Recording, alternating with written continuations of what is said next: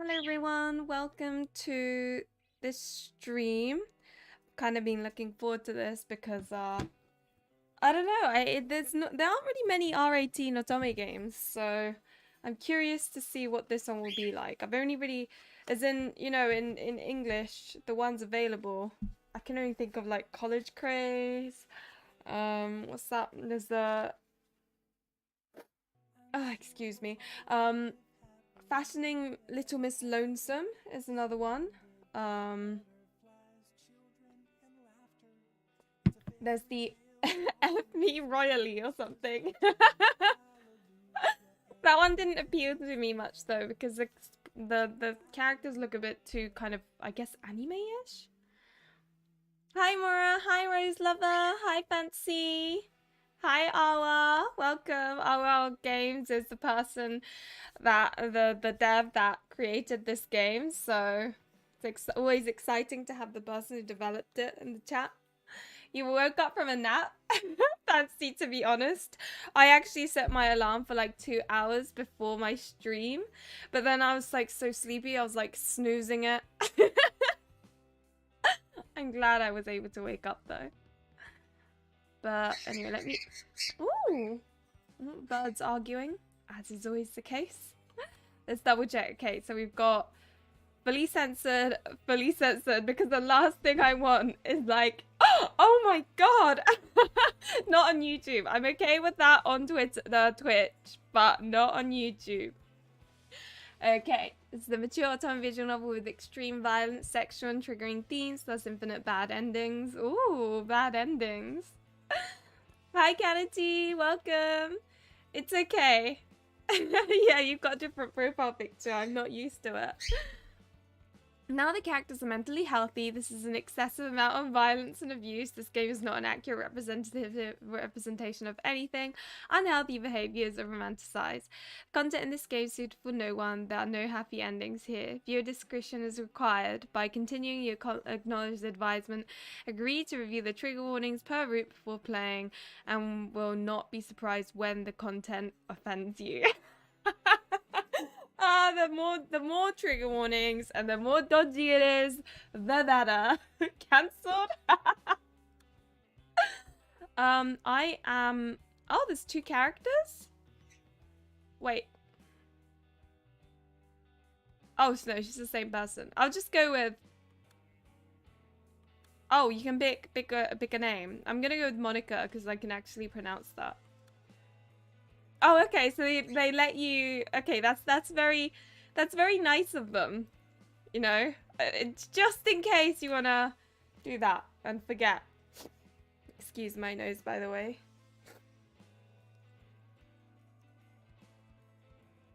Hi, Wanju, welcome. And yes, we do love a warning screen. It means it's gonna be good and juicy. Oh. I'm really sorry about my nose. I don't know why it's suddenly like being really annoying. I am the safety bear. Oh my gosh, cute.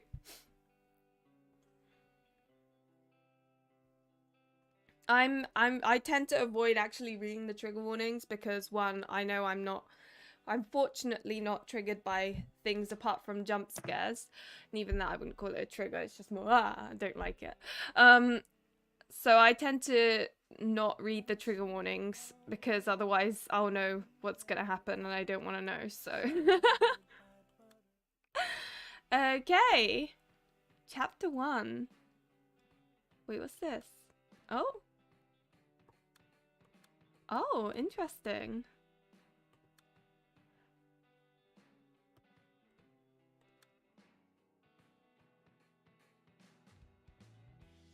Huh. Okay. Cool. Commander Lux, my liege, I am honored to be in your presence. Thank you for your assistance. Guardian Crisp, this is not proper protocol. Why have you summoned me?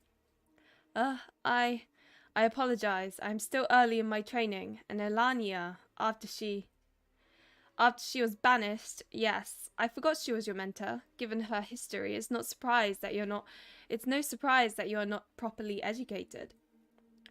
Guardian Alania was set to join the council. She deserves the respect, my liege.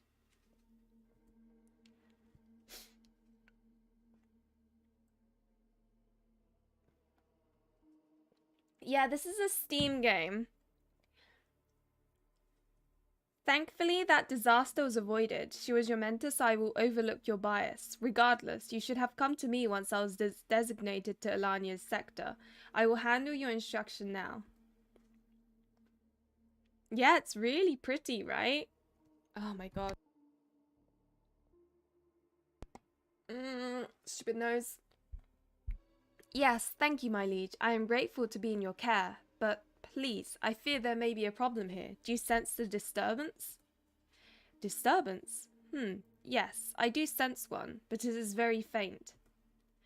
That itself is strange. I fear the severity of the situation is extreme. I have been studying this cluster and it appears unstable. The reality clusters are multiplying, self-destructing and expanding rapidly. What I'm playing is a demo, but the full thing I believe is available on Steam, which is really nice because there are so many times when I receive a message and they're like, oh, can you play my demo? And I'm like, yay. And then I want the whole thing, but it's not made yet. And it makes me sad.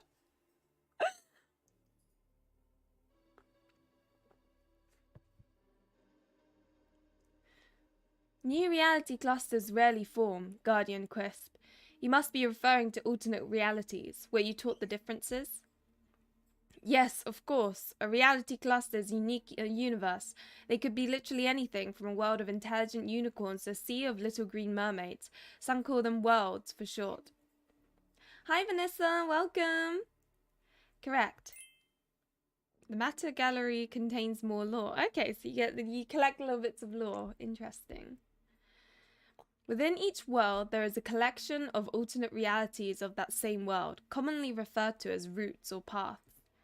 These are generated from the choices made by those within. A decision as simple as though choosing between left or right can result in major differences in the timelines, even life or death. Very good, you remember your class well. So you should know that routes are generated and terminated commonly, that new worlds forming is uncommon. Yes, I understand, but that's not the case here. Both are rapidly forming and ending at alarming rates, worlds and routes. Both? Rapidly? Yes, and the rate of reproduction is exceeding the rate of destruction, which seems to be rather random and abrupt. Impossible. An anomaly of that magnitude could have been sensed across realms and drawn the attention of even the ancestors themselves. That would be a Class 4 risk. Perhaps even Class 5. Class 5 is the maximum, is that right? Yes, Class 5 is a level that threatens space and time as a whole. The threat would be annihilated immediately. We cannot... I will need to analyze the situation myself. With such a minor sense of disturbance and your lack of proper training, you may have misunderstood something. The fourth... I do not wish to disturb the council with such trivialities or mistakes. Yes, Commander. Did you identify the source of the anomaly? Yes, I think so. It may be a human female on the mortal plane, Commander. Okay, why is my nose suddenly being annoying?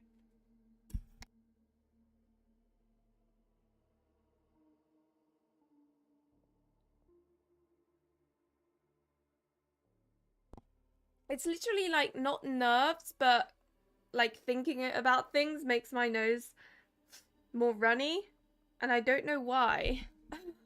It's really, really annoying, but it is what it is. Okay. A single entity and a human? That cannot be accurate. Oh, by the way, do let me know if the volumes are a bit like whack, if it's too, like if the, you know, I'm too loud or too low or whatever. Love the fourth wall breaks games. Yeah, it is. It is interesting. I'm not completely over the cold yet. Like I'm basically the sort of level where you'd be like, oh, okay, I'm fine now. I can do normal stuff. But you still feel a bit of a like clogged nose or, you know. I was equally surprised, but this is where the evidence led. Very well. Let's see this mortal woman. Okay, so that's chapter 2. I'm guessing. Oh. Oh, okay. Right. How does this work? What did I just do? It's just some without warmth. Is this the? Oh, yeah, that's fine. Not reading it because I don't want to know what's gonna happen. So if anyone here is very uncomfortable with certain themes, even when someone else plays them, then I suggest treading very carefully right now. It's just I don't want to read them because I don't want to know what happens. Which normally, if the trigger warning says X, you know it's gonna happen. Hi Vince, welcome.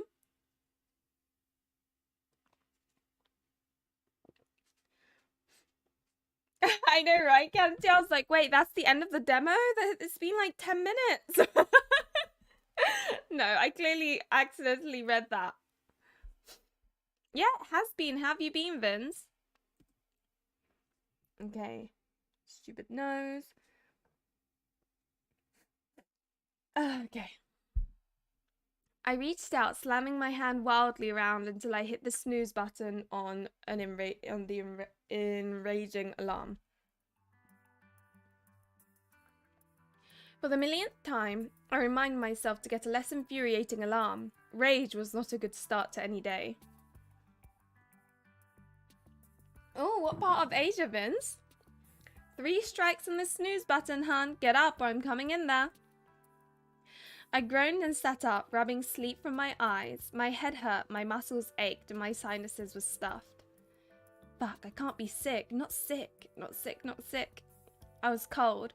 Wind flew in from open windows, shifting loose papers around my room. Fast food containers and college books littered the floor. 2 nightlights were still on, one of them plugged in above a growing stack of dirty laundry, probably a fire hazard. My body ached and I was drowsy from lack of sleep. I wanted to cry at the thought of starting a new day, repeating the indefinite cycle of misery. Han, you up? Wakey, wakey! I answered my roommate with a grunt, then sighed and pulled myself out of bed. I needed my work uniform. Grab yesterday's dirty uniform off the floor. I mean, why wouldn't I look for a clean uniform? My clean laundry was always tossed on the floor in the tiny closet. I was too lazy to hang anything up. I opened the door, then stared at the floor in confusion for a few minutes. Ooh, Singapore. Nice. I've never been there before. It sounds interesting. Any, like, particular plans? Didn't I have clothes here? I could see the carpet in my closet, something that was usually impossible. My brain was too fried to think about it for long, so I shut the door and grabbed yesterday's uniform from the floor.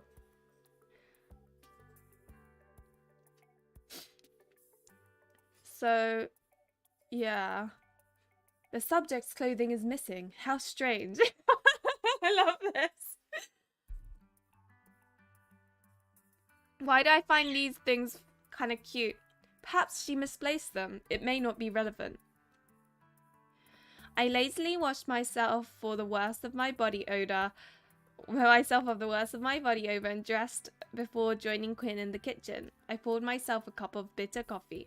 My roommate offered me my favorite blueberry muffin, which I gratefully took and nearly swallowed whole. Wish you deep...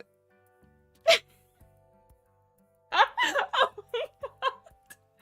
Already getting a little bit, like, on the more risque side of language. Wish you'd deep throat me like that muffin, hun. Don't you have people lined up for that kind of thing? There's a reserved spot for you at the top of that list. I sighed before erupting into a coughing fit. When I'd agreed to room with Quinn, I had wrongly assumed he was female.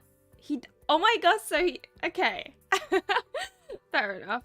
His advancements had started subtly. I would never admit that a part of me enjoyed the attention, but dating a roommate seemed like a disaster waiting to happen, so I'd drawn that line in the sand. Ooh, okay. Cute. Thanks, but no thanks. I have to get to work. Can relate to having to work sick. Yeah, it sucks. And then you also spread it all around your workplace. People really need to take time, like, not go to work, but there's also that kind of you're expected to, and if you don't go in, people think la la la, you know, it's kind of a lot of that in the game. I'm so glad I've been trained up by College Grace. He really is. I thought he was a she. Moonstone Island. Is that out already? Let me write that down. Oh, my pen is come back here. Go.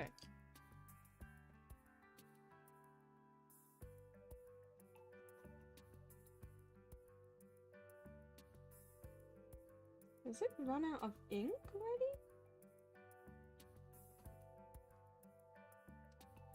I feel like perhaps my pen has run out of it. Yeah, it has. Okay, well, Moonstone Island, Moonstone Island, Moonstone Island. Someone please remind me of that when in my server, if you don't mind. Because I will forget. I knew there was a moon something farming sim, but I get misgendered daily. You do?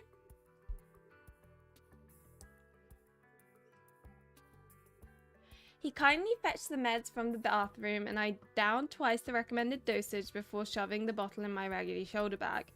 You're a workaholic, hun. If you don't take a break and have some fun, you're gonna drop dead. I left the apartment with a dismissive wave, not having time to repeat this argument. Yes, I think I do. There was a moon something game that's like Harvest Moon, so it must be that one. I walked to my dead-end job at Cafe Luna. It was near the college campus, so thankfully I never had to bother with bus tickets or car payments. And those cakes look delicious. I want this one here, the macaron-looking thing with the strawberry on the top.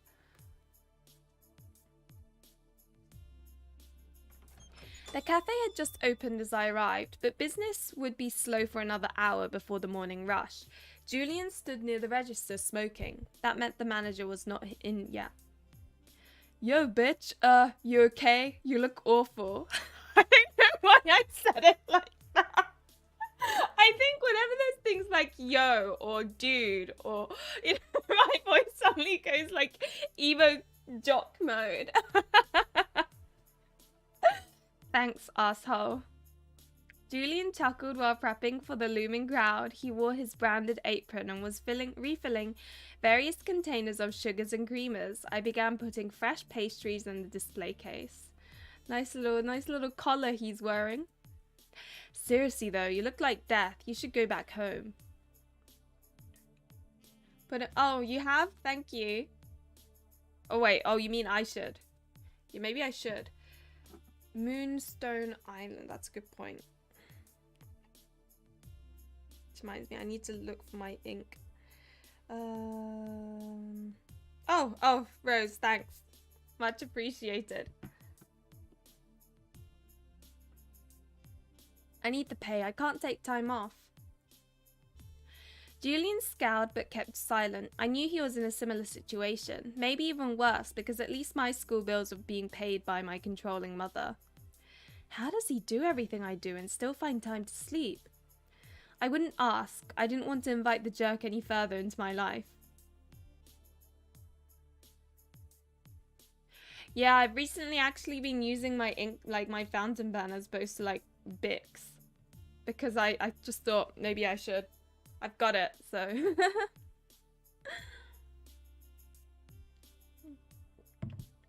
I worry about you sometimes. I looked over at him, surprised, doubting he meant for me to hear those words. He spluttered a couple of times before babbling nervously.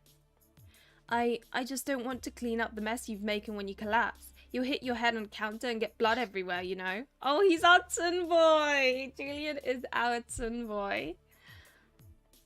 I rolled my eyes as I tied up my hair and put on my matching ugly apron. Such a good friend. Hi, what can I get you? Ooh, I like the way he's like looking at the main character, very serious. A double shift later, I walked home alone. Julian had offered to accompany me, but I refused. I was exhausted, sweating and shivering simultaneously.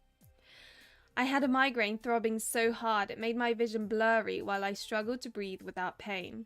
Only a few functional streetlights lit my way home. The darkness made me anxious. My thoughts were a jumbled mix of the day's shitty customers, the classwork still waiting for me, and if there was anything to eat in my fridge. Did I eat at all today? It rained steadily. My shoes and socks were soaked. My body was freezing, but my head felt hot to the touch. I was both angry and sad that I was getting ill again. Oh, no, no, not when you're ill, to get even more ill.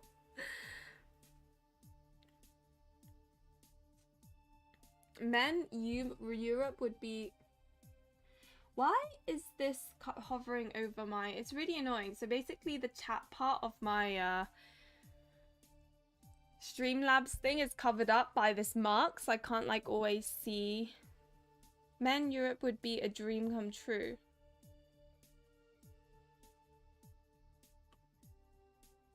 Wait, let me do that.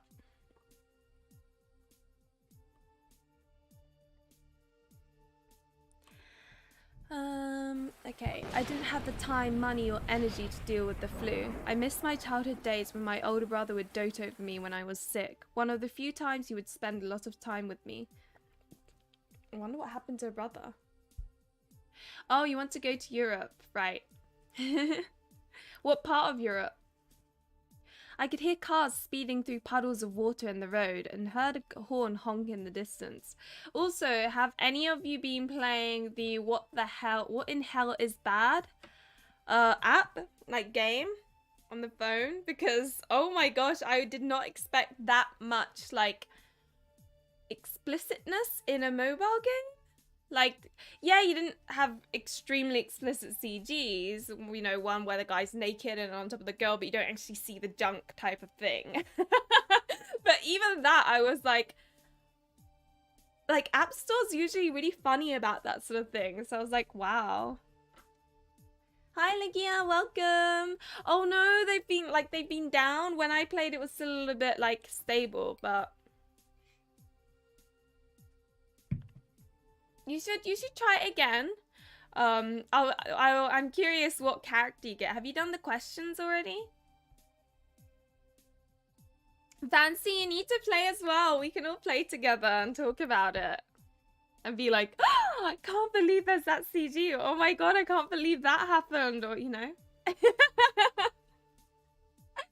I could hear cars feeling, la la la. Hey, stop. Oh. Oh.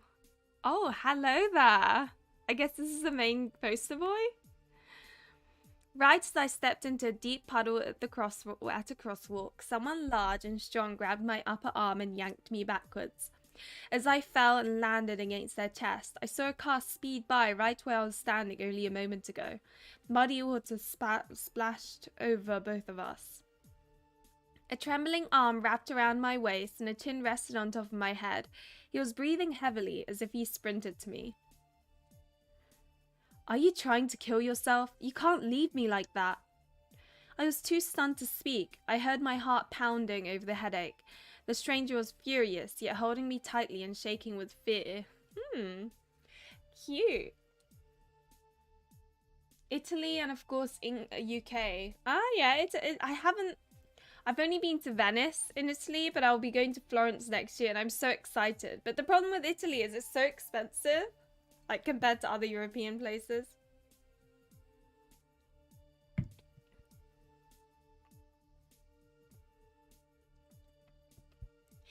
He didn't let go until I pulled myself away. Cautiously, he allowed me to stand on my own feet, then took my hand and held it after I turned around. Oh, he looked so concerned. He was afraid to let me go. I was too shocked by the realization. I nearly became roadkill to be concerned about his dramatic behavior. Wow, I almost died. Thank you. I'll never let anything happen to you. You're safe now. Oh, the blush.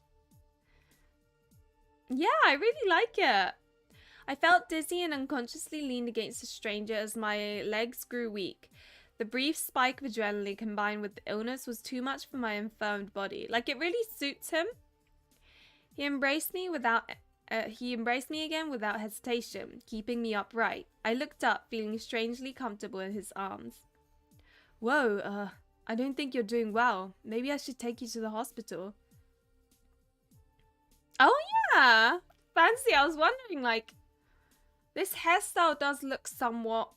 But I think it's also, what's his name? There's a character in Niruado Mirari no Tenbin who has, like, longish red hair. It's not a braid, but it comes down a little bit. What? No hospital, I'm fine. Who are you? He was an extremely tall man with broad shoulders. His arms felt powerful and his body was invitingly warm, especially given my naturally cold nature and the rain.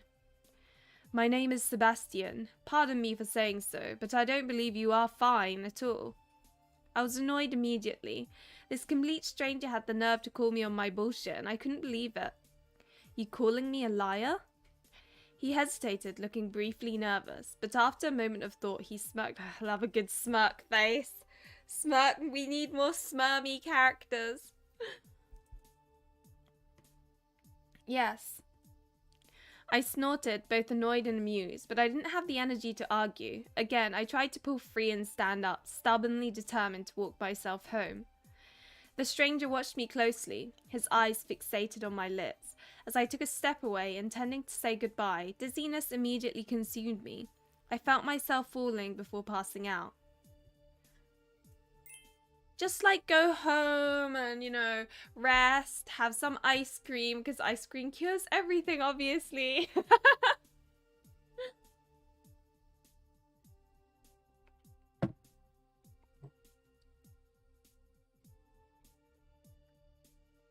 Okay, Vince. If they were unacquainted, what did he mean by you can't leave me like that? Yeah, I was thinking that. I woke with a coughing fit in a strange, unfamiliar room. I was lying on a soft bed with nightstands and lamps on each side. A window was cracked open. The lamps were on but dimmed.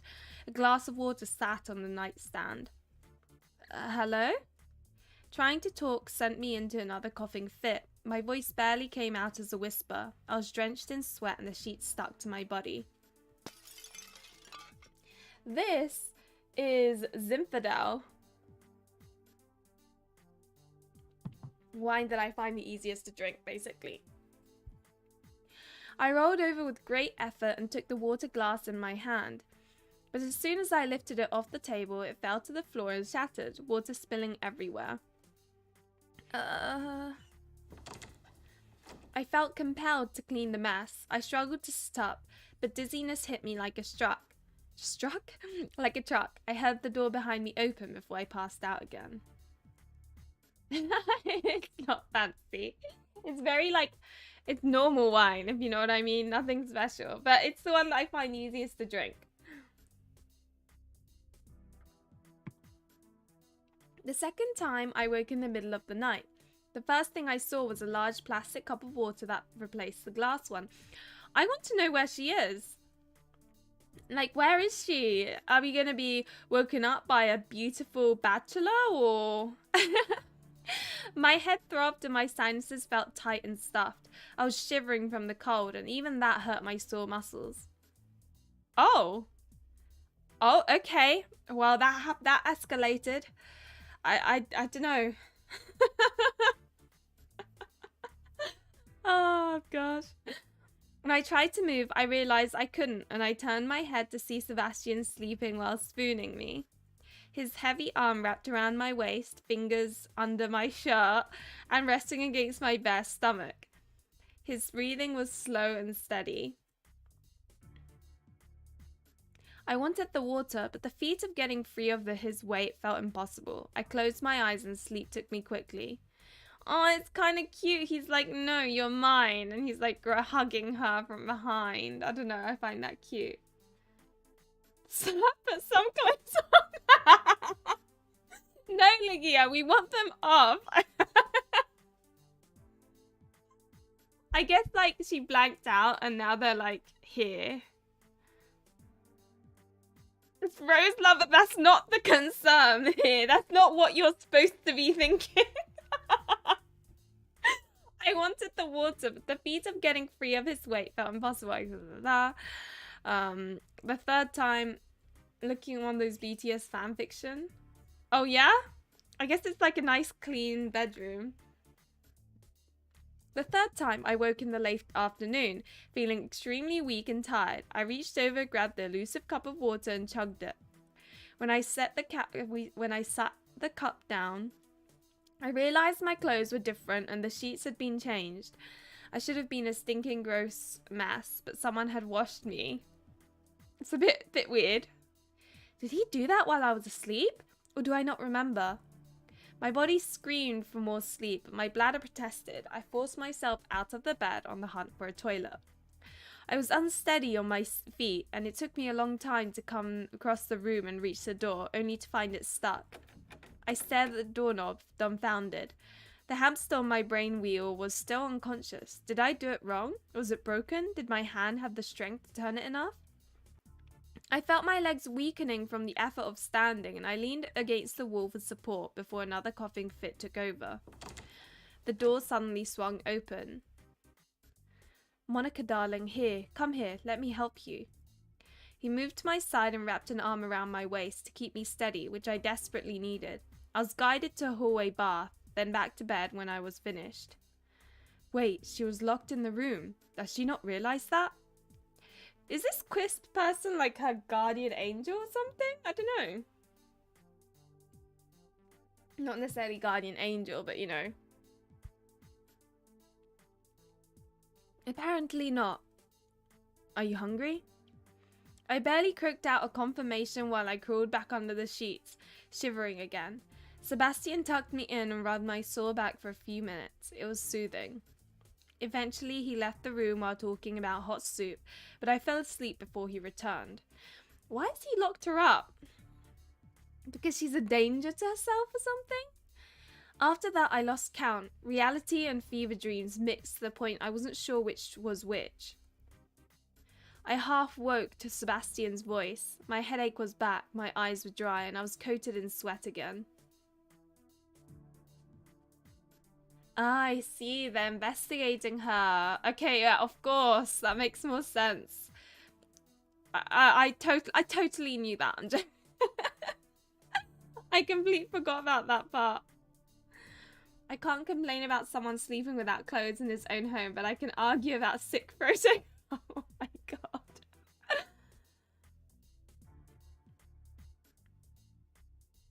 Interesting.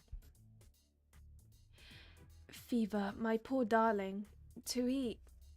I felt a cool cloth resting over my forehead, which felt good for my headache, but just made the rest of me cold. The bed shifted beside me and his warm body pressed against my back. Awake? I tried to speak but only coughed. Gently his hand brushed my hair from my face. It wasn't until I felt his warm palm on my bare back that I realized I was in my underwear. My desire for his body warmth conquered the disturbance of my clothed state. Shh, rest, here for you.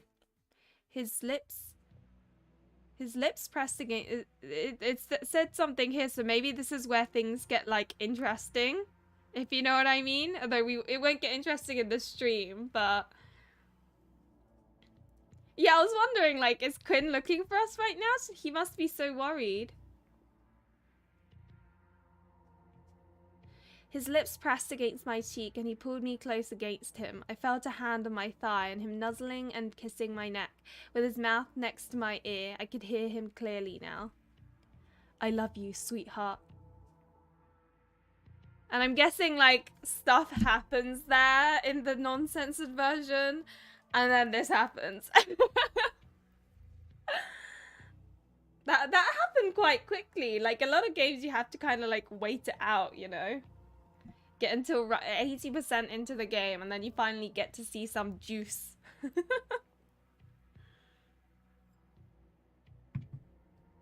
I slept, I woke. Oh, okay. Sebastian sat on top of me. I love it how it's just showing like teasing images. Sebastian sat on top of me, straddling my waist, next naked, aroused, and ready. He restrained me effortlessly, one enormous hand holding both my wrists above my head.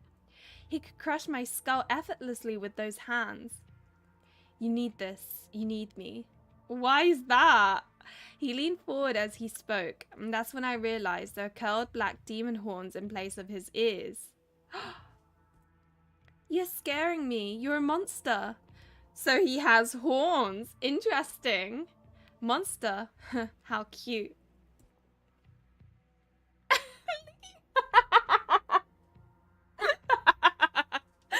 love that.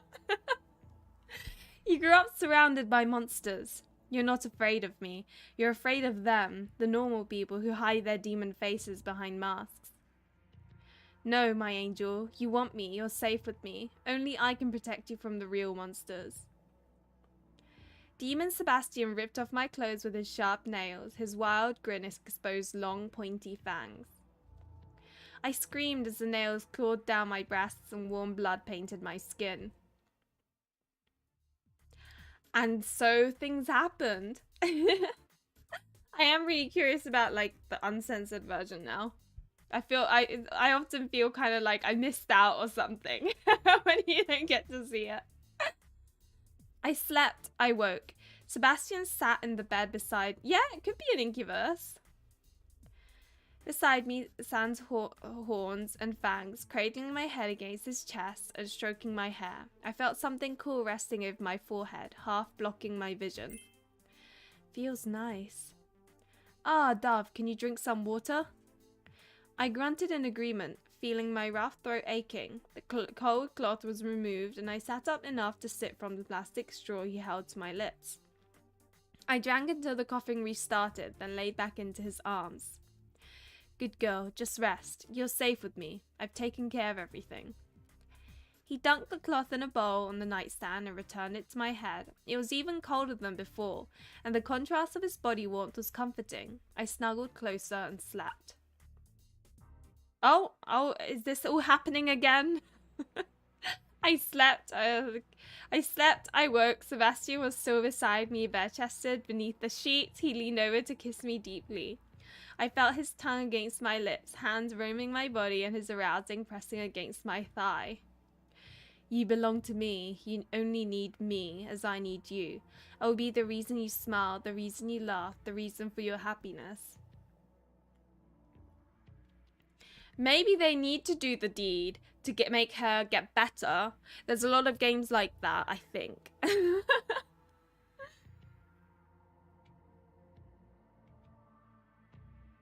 Okay.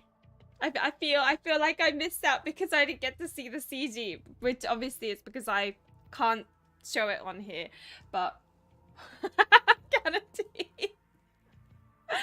He's got stamina. We'll give him that. Oh my god. I love you so much it hurts. The pain is so intense, but I am so happy to suffer for you. The final time I woke from my delirium, I smelled food. My stomach growled loudly, and I cautiously sat up looking for the source. Once again, Sebastian sat on the end of the bed, light from his phone reflected on his face, but his excited eyes were locked on me. She lives. I saw the tray of food on the nightstand. Sebastian followed my gaze, then grabbed the tray and brought it beside me on the bed. I feel like there is some sort of history here, like he's known her for ages and she doesn't know it.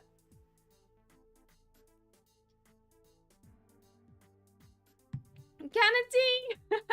I think that like there must be some games that are like that though. I think I have seen it in like some media where that helps reduce like a toxin or something. I don't know, like in the law of the whatever.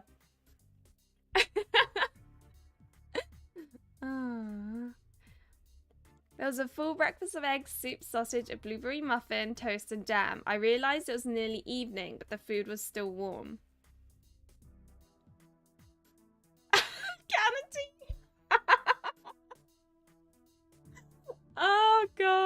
love it. Eat slowly. We don't want you throwing up. You haven't eaten in days. Oh god, the realism hit so soon after that. It was hard to resist, but I took the muffin and pulled off small pieces to eat at a slow pace.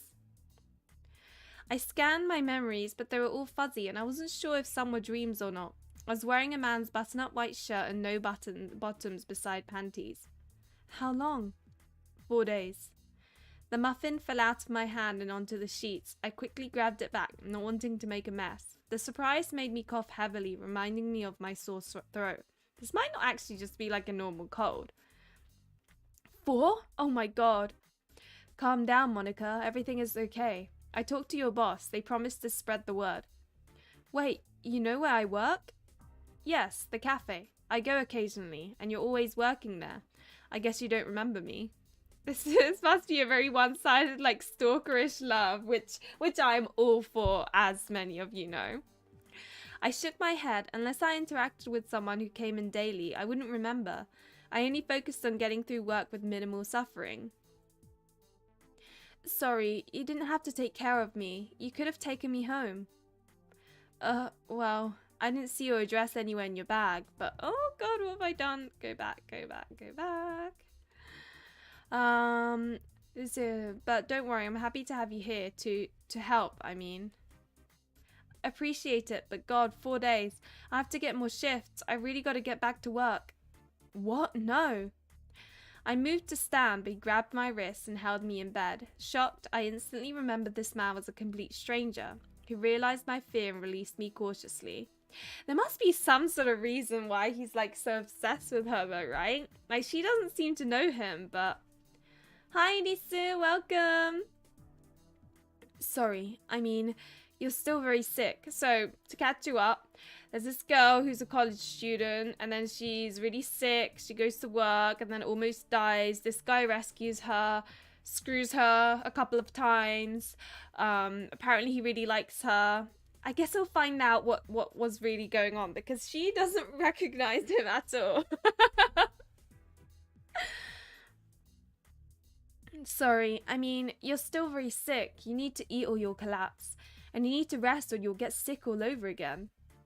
I appreciate your concern, but I can't afford to rest. Gotta make rent. I'll pay your rent. Please, stay.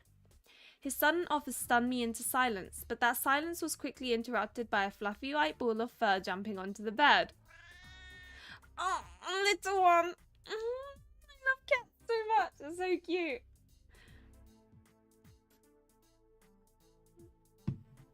The cat walked over to my tray of breakfast as if it were made for him.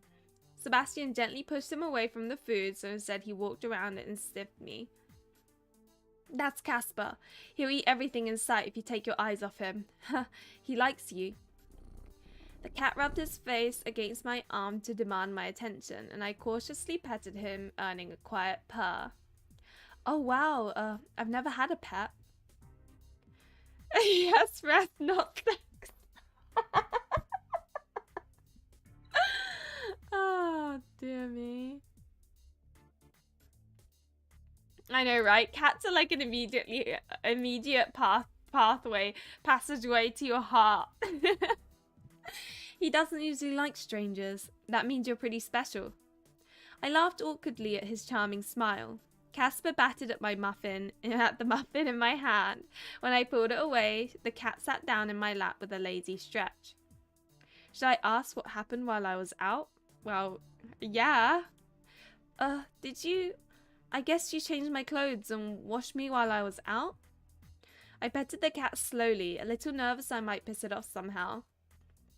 Sebastian looked up at me with a brief flash of panic. It vanished as quickly as it appeared, making me think I'd imagined it. He cleared his throat before responding. You don't remember? I guess that makes sense. You were barely able to talk most of the time. I was awake? You were in and out of it. I helped you to the restroom, and yes, I changed your clothes and cleaned you up when you managed to sit up. If that was wrong, I apologize. I was as respectful as possible, and of course, I would never take advantage. It just seemed like the right thing to do at the time. Wait, have they not actually had sex then? It's just all like in her head, maybe? I guess that there's a lot I don't remember. And some things I remember that I'm not sure were real. Not real? Like dreams? A part of me needed to know reality from fantasy, and although my face burned red while I talked, I asked, yeah, I dreamt you were sleeping beside me, touching me, and you said you loved me, things like that.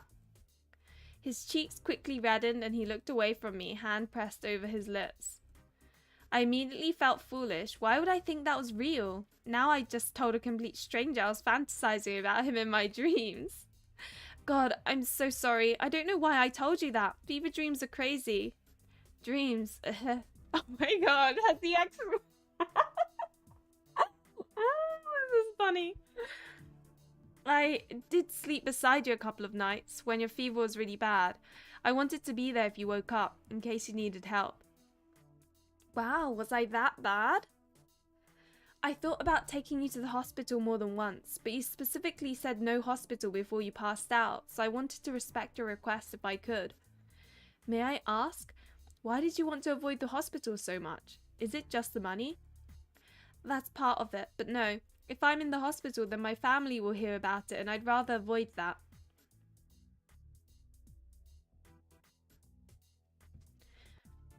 Oh my god, cats either love me or hate me, though.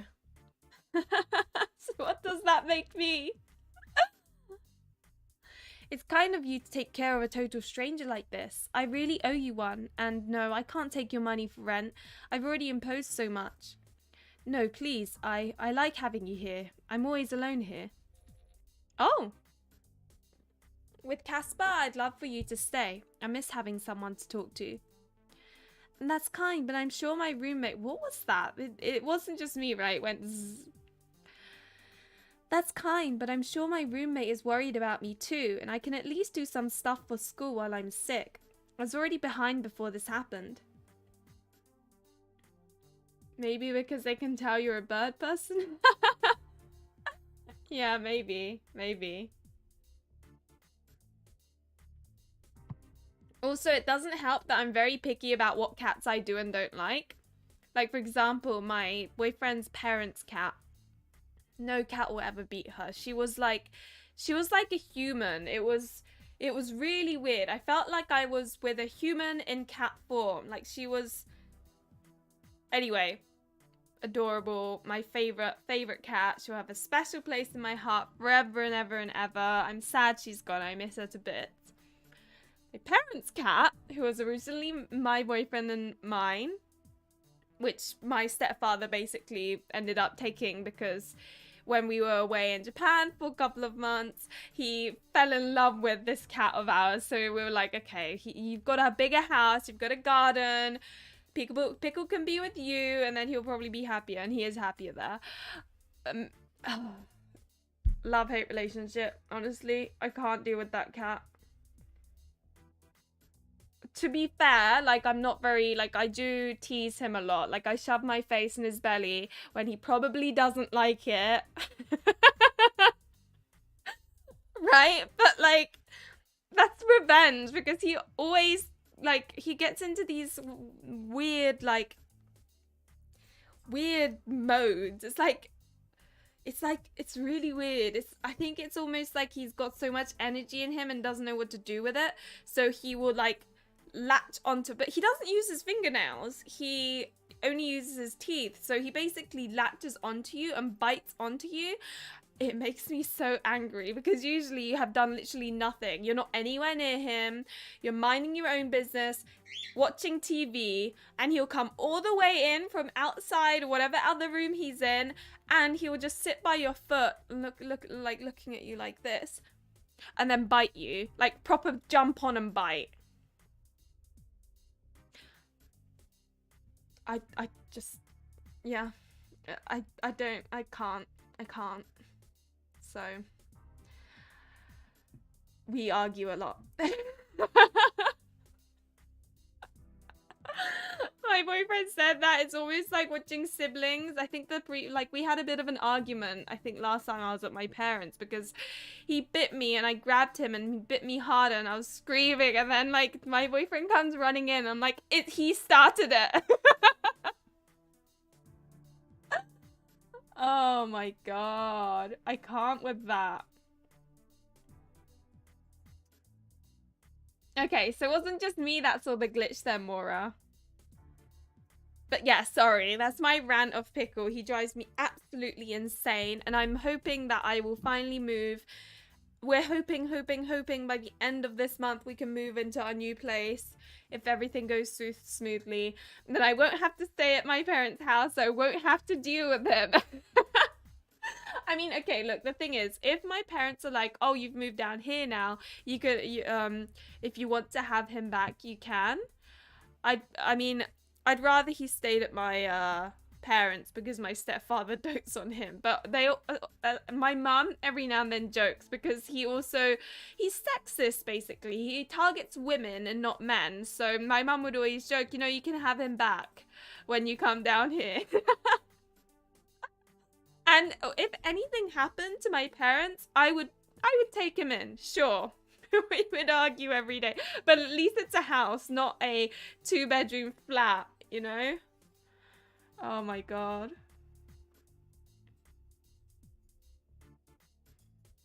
I'm only at the beginning of Wizard's route from Taisho Arisu. I'm so glad he doesn't wear his cloak in his route, because that cloak looks so silly. Oh my gosh, no. I tried to grab his, like, the back of his head, like this, so that he couldn't get to me, except he very quickly twisted, and so when I grabbed him, his face was here. And the thing is, I'd already done something really stupid, as I always do, and got like a couple of like deep cuts here. So when he was like biting me, in my mind I kept on thinking that his tooth was like caught on one of my already there wounds. And obviously cats with their dirty mouths and stuff, I was like freaking out in my mind. It was like getting worse and worse, so I was like screaming, and like he was like getting even more mad, and it was a full-on fight. Like, it's fine though. I disinfected it and dealt with it. Nothing too bad happened, and then, you know, he's totally fine with me. I held a grudge for like a week though. He's really adorable, just drives me nuts. Anyway, back to the game.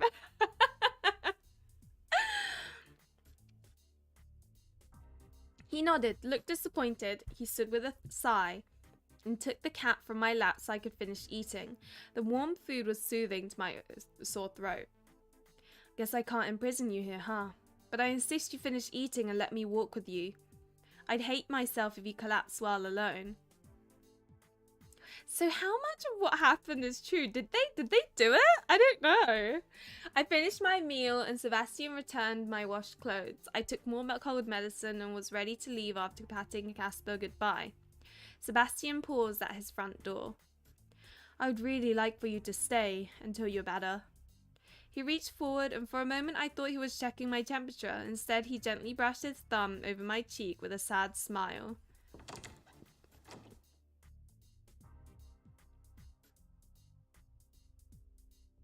Yeah, some cats are just like, it's different personalities, right? Like, if I was a cat, I probably would be very much like that too, to be honest. I would be like, go away. You're only allowed to touch me when I go to you. Apart from one owner, I will be very, very clingy with one owner. I think that's the kind of cat I'd be.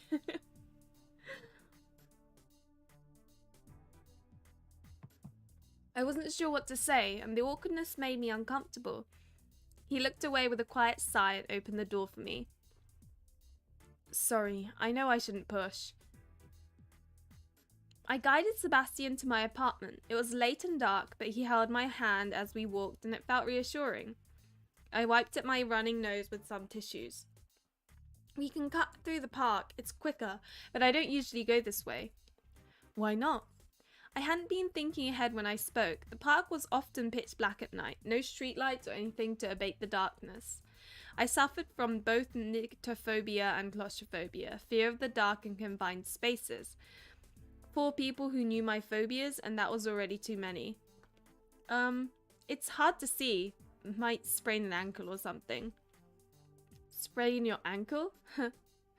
I heard him snicker beside me. He didn't believe me and his teasing tone caused me to pause. I remembered the cracked window and dim lamps which had always been on his bedroom.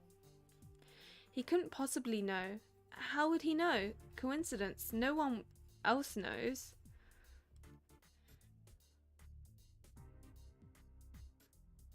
Cracked window. Oh, I see. Right, yeah, okay. You calling me a liar again? He laughed and, to my surprise, playfully pulled me close and wrapped his arms around my waist. It's very touchy-feely, this guy. Absolutely, darling. You don't need to hide anything from me. I yanked myself free with force and stepped away from him. The upset restarted my coughing. How could he know? Did he spy on me? Does he work for my mother? Did he pull it out of Quinn or Julian or my brother somehow? What the hell? I couldn't see his face clearly in the night. He stood motionless where we separated. I heard him breathing for a couple of moments. Sorry, I didn't mean to offend. I could feel you were tense, nervous maybe. There's no shame in being careful or cautious about your own safety. Safety? Of course, a dark place like this, you could get mugged or worse. Crimes often happen in this neighborhood. What did you think I meant? For the first time in my life, I was grateful for the darkness, since it now hid my bright red face. Some cats are brats like that. Mine have always been sweethearts, though one of them hates visitors and I don't understand it because he was perfectly fine. I think we're being gaslit. Yeah, maybe. I'm really confused. Okay, but he literally puts himself within his arm's reach at all times. Like, he's asking for attention, but if someone tries to let him, he growls and swipes at them. He's committing fraud.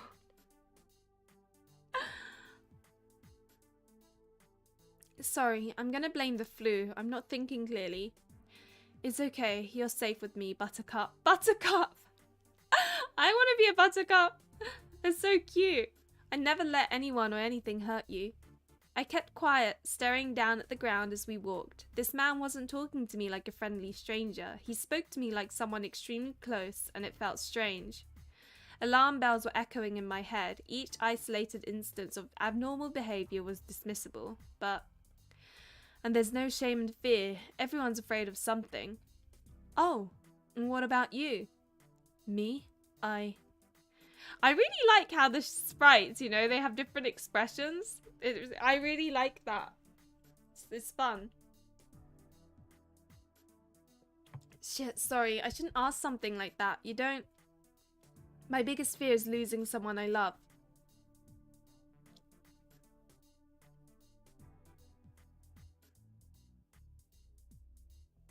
Okay, Arwar, thank you very much.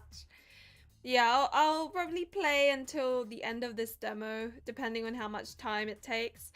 And then if I have any questions, then I might ask you. But my building was a couple of blocks from the park. We walked in silence until we reached my apartment door on the bottom floor. I tried, and obviously everyone in the chat can ask questions as well. I tried the doorknob and found it unlocked. Typical Quinn. Well, this is me. Monica, you're back. Quinn swung open the door and scooted me into a big hug. He forcibly dragged me inside and waved at Sebastian to follow. I guess Quinn was not a person who ever heard of stranger danger. I like Quinn. I don't know. I had to pull away quickly for another coughing fit. Quinn rushed to the kitchen and fetched me a bottled water. You must be the weirdo Julian mentioned. Weirdo? Ugh, sorry. Julian is an arse. Nothing new there. My name is Sebastian. Nice to meet you. Quinn, nice to meet you too, handsome. Sebastian looked awkwardly between us for a moment before blushing slightly. That's cute. I apologize for this, but are you? I'll save you from the awkwardness. I'm gender fluid with a dick, and yes, I'd love to show it to you. I hate labels. I'm the polar opposite of shy, and I don't give a shit about what pronouns you use. You don't care? Do you have a preference? Nope, no preference. I work with a lot of curmudgeons. They guess at my gender and I don't bother to correct them. Trust me, it's not worth the effort of explaining and fighting about it over and over. Good to know. Anyway, Monica, what on earth happened? You just vanished. I nearly called the cops. Sorry to worry. I can explain. Sebastian gave a quick summary of the events. Internally, I sighed with relief, grateful it excluded the near-death car accident. Yeah, Rose, I am very much like... very confused.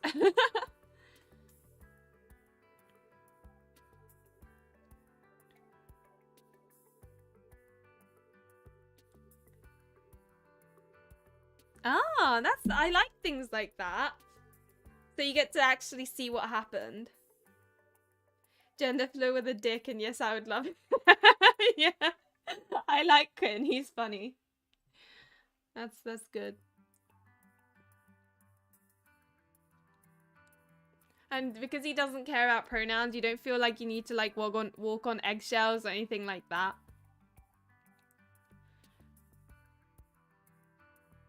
At least Quinn was worried. Yeah, imagine if he just didn't know, like was like, oh, welcome back, as if like she hadn't disappeared. I did not need my friends hanging that over my head forever. Sebastian discreetly winked at me knowingly. You're so kind to take care of a stranger like that. There's still hope for humanity after all. Would you like a drink? Thanks, but no. She needs sleep and I should catch up on some work. May I use your restroom before I leave, please? Quinn pointed Sebastian to the bathroom while I dug through the fridge and devoured some fruit, yogurt and milk to ease my growling stomach. It's good you have an appetite. And he's a cutie. How was it there? Honestly, I was asleep nearly the entire time. Like, I didn't eat for days because I was unconscious. You really need to take some time off, hun. I don't think my health will improve when we're homeless. Doesn't your mother? Don't. I snapped at Quinn, cutting him off that train of thought with fury. He held his hands up in surrender as Sebastian walked back into the room. I wonder what issues she has with her mum. I'll get going. Could we talk for a sec, Monica? I need a shower anyway. She needs a rest, so hurry up with your makeout session. Quinn left with a laugh. Sebastian blushed and chuckled awkwardly. Thanks for not telling him about the incident. Of course, love. Your secrets are safe with me. Are you really going to work tomorrow? If I can stand, yeah. He was clearly displeased with my answer. He folded his arms while frowning at me. I'll walk you there in the morning then. I'm still worried you'll collapse again. That's not necessary. Apologies, but it's not a request. I'll be here, like it or not. I smiled, touched by his concern, but also put off by his demand. It was a little weird and confusing for a stranger to be so pushy and involved. But no one had ever fretted over me like Sebastian since my brother and I were children. And it felt nice. He looked away briefly, suddenly unsure. It struck me as odd how quickly his emotions could shift. And I want to take you to lunch to make sure you're eating. Oh, okay, so he's inviting us out on a date. Liar. I grinned. I couldn't help but pounce on the opportunity. He'd called my bullshit twice. Now it was my turn. His eyes grew wide and he blushed again. With a smirk, I opened the front door and gestured for him to go. Same. I like pushy love interests, so I guess I'll see you tomorrow. He looked from me to the door, then back to me. Then uncertainty quickly morphed into cockiness as he approached. Then to my surprise, he leaned down and kissed my cheek. Sleep well, princess. After Sebastian left the apartment, I returned to my room in stunned silence, lost in my own thoughts. Whoa, what was that shadow outside the window? What? Oh, that man is out there. This is inappropriate. She has a clear expectation of privacy. Wait, is he like looking at her from outside? Strange. What is this behavior? It almost seems as if she is his prey. Curious. Oh, okay. He actually kissed me. I dreamt he kissed me. Was it real? Why would he kiss me? He's good looking and kind, but this seems crazy. I barely know him. Robotically, I went to my room, turned on my night lights, and cracked open my window. In the bathroom, I chugged more cold medicine, brushed my teeth, and went to bed. As soon as I laid down and slipped my arm under the pillow, my fingers bumped into something. It wouldn't be the first or last time I dropped dirty laundry or junk on my bed. Assuming that's all it was, I pushed it out from under my pillow, ready to toss it to the floor. When I saw the object, I gasped and sat up. Edward from Twilight. Just like looking. A giant wad of cash wrapped up in a rubber band laid on my bed. Oh my god, did he really do this? Curiosity took control, so I removed the band and counted the cash. It was far more money than my share of rent for 1 month. I could pay the rent in full for 3 months, and some hefty change left over. He kissed you? The next morning I felt, if there was jealousy here, I'd like it even more, but it's unlikely.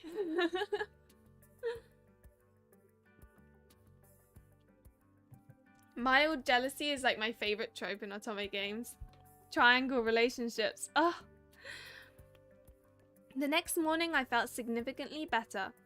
Quinn restocked our cold medicine supply and I could mostly talk without sounding like death incarnate.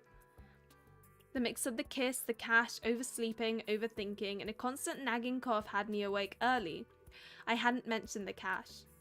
Hi Hika, welcome! On the cheek, but yeah, isn't it weird? Like, we don't know each other at all. I was unconscious most of the time. Sometimes you just know. Love at first sight. And sleeping beside you? Most people would sleep on the floor, the couch, or even the chair. He's totally into you, but what do you think about him? I'm not sure. Like I said, we don't know each other. I mean, he's attractive and nice, obviously. I've started relationships on less than that.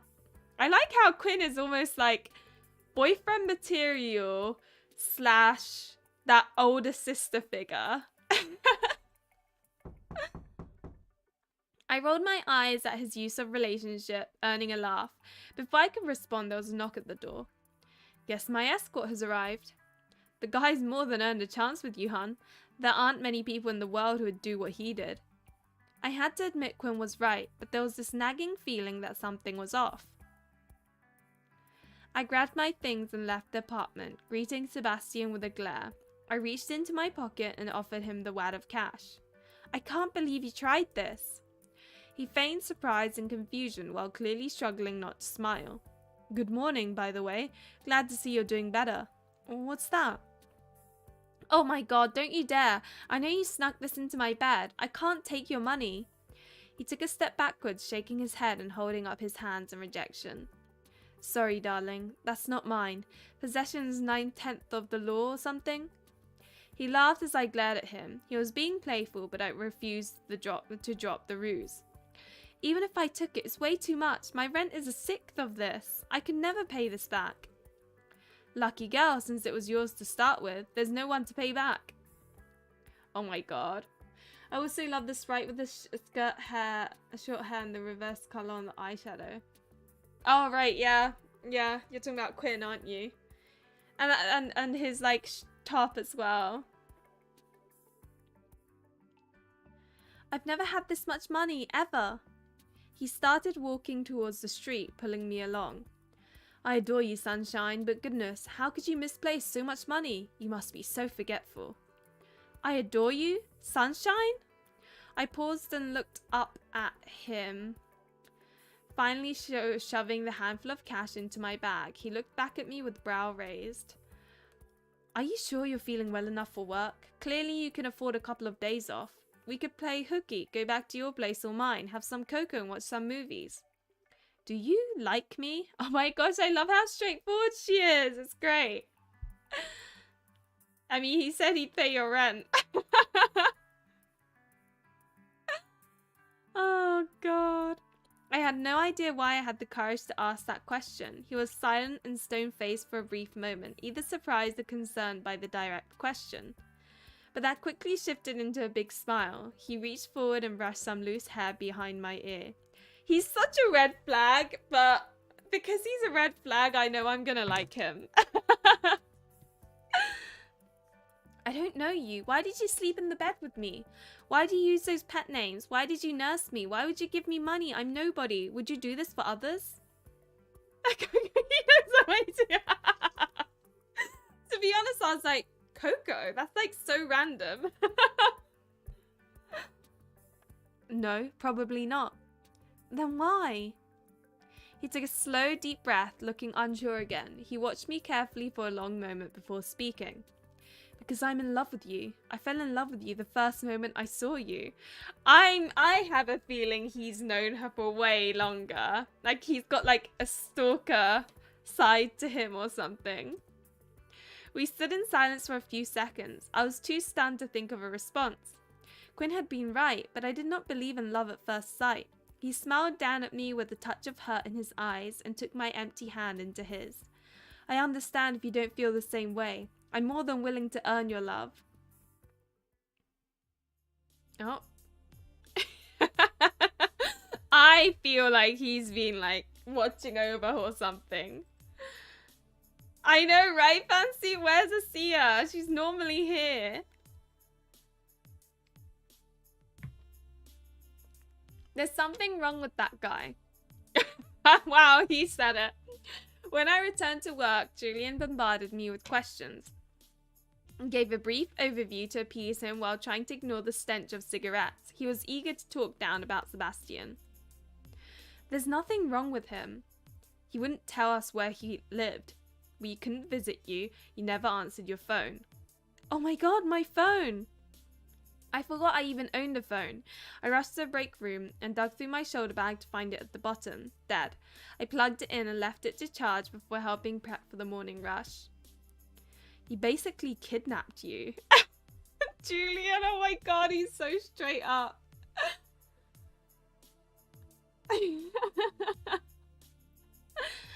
Yeah, I don't believe in love at first sight.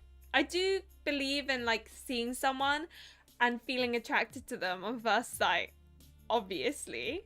But love, it's like, that's extreme. It's fishy either way. There's something wrong with that. And then we find out he's part of a crime syndicate. Oh my god, and that's why he's got so much money. It makes sense. Jeez, Julian, that's extreme. I collapsed and he didn't know where I lived. And what, he didn't know where the damn hospital was? He suggested it before I passed out and I said no. He's dangerous. I sensed it. There's something wrong with him. He's creepy. We should kill that fucker before he causes problems. Oh, this is great. I love it.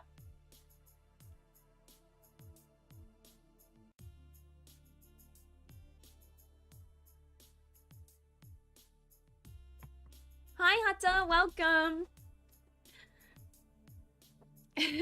Yeah, no.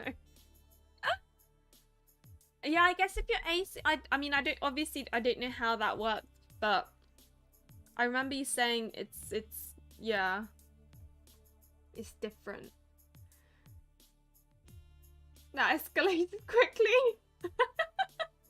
Hi, Nanomi, welcome. Oh my god, this is funny. I love it. I can't hear you when you mumble. Anyway, you're creepy and a huge asshole, but I still work with you. He scowled and glared at me, so I did the equally mature thing and stuck my tongue out at him. He sighed, exasperated. At least it's over, but next time you're sick, I'm walking you home, and I won't take no for an answer. If you do, I'll never talk to you ever again. You know how much I hate people pushing things onto me. The workday went on as normal, and with unhealthy amounts of cold medicine, I managed to make it to lunch mostly intact. Like Julian, Fancy? I mean, he's funny. He is funny. He doesn't mean to be, but... Sebastian arrived an hour early. He took a seat near the register, working on a thin laptop. I chatted casually with him in between customers, ignoring Julian's mumbled complaints and glares. At noon, I grabbed my bag and phone from the break room. I winced as I saw my notifications. A dozen missed called voicemails and angry texts from my brother stared me down. Anxiety spiked in me, but Sebastian was waiting. I turned my phone off and stuffed it back in my bag to pretend I never saw it. The menu. I like the menu available. Let's see. Ellie stuffed donuts. I was saying I really like the look of these macaron looking cake things with strawberries on top. It looks delicious. And they have strawberry shortcake. They have like French cakes, which I love. And they're open until 11 p.m. Like...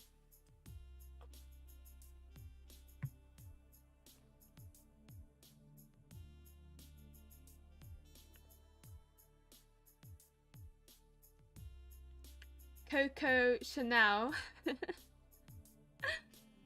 Waltz on the beach. It sounds like cocktail names. Guys with gloves on their hands always have my interest. Why is that fancy? Can't stay and watch, sorry, but this looks interesting. I have to check out. Oh, that's fair enough, Nomi. Well, I appreciate you dropped in and said hi. That's sweet of you. Some funny and appropriate drawings exist on the chalkboard in the uncensored setting. Oh my gosh, okay. I'm gonna have to go back and play it uncensored. Ready, pumpkin? I'm taking lunch, Julian. What? With him? Ignoring his outburst, I grabbed Sebastian's hand and tugged him out of the diner before Julian could make a scene. He followed without objection. 5 minutes later, we sat on a bench across the road from a food truck. The sun was warm and there was a faint breeze. He bought me a large, messy hot dog and soda, himself some fries and tea. God, this area looks a bit, like, run down, doesn't it? Oh my gosh. I was planning to take you somewhere nice. I shook my head vigorously as I tried to swallow a giant mouthful of food. He watched me eat, amused.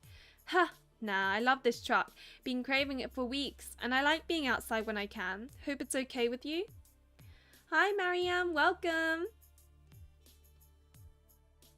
Waltz on the beach is a great name for a cocktail. It is. It sounds. It's a nice name for a mocktail. Like instead of sex on the beach, it's waltz on the beach, and like it's juice basically. Gloves is a fetish, don't ask anymore. Oh my gosh, Fancy, you've got me curious. I'm gonna be messaging, like, in mod chat, I'm gonna be like, Fancy, so a glove fetish, what's that all about?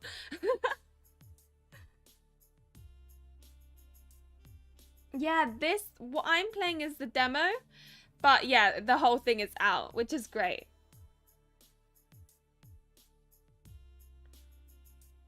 Mora, I love it how specific you've gone. Joker from Persona 5 does like the weird teeth thing, doesn't he? Well, the when you defeat a monster or something. Anything that makes you smile is okay with me. I blushed, stuffing my face to avoid having to respond. He was charming and I had no idea how to handle flirting.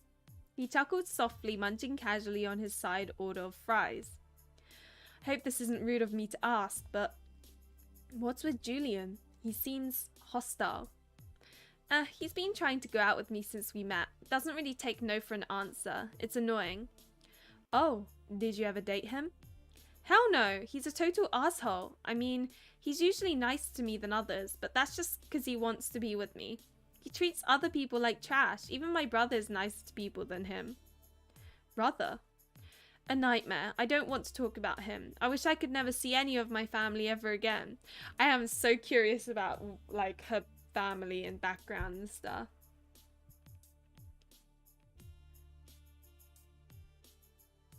Oh, wow. Oh, that's really sweet that, you know, they got to sort of choose and add to the game. That's nice.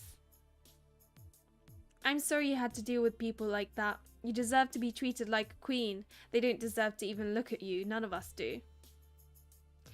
What is this guy?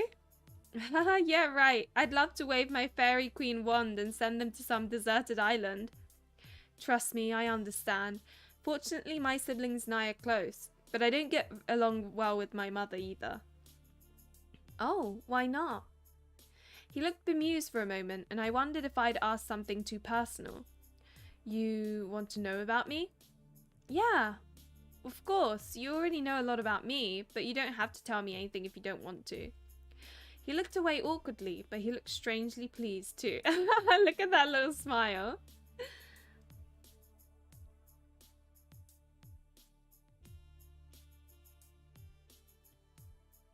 No, of course you would ask. I'm being silly. You're a kind person.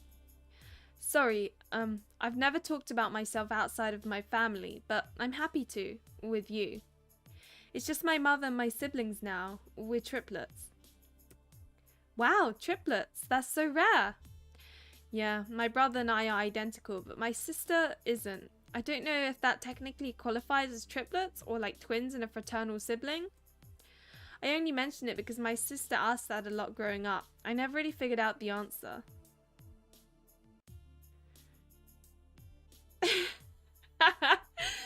Guys, he's cute. He's gonna get away with everything because of how cute he looks.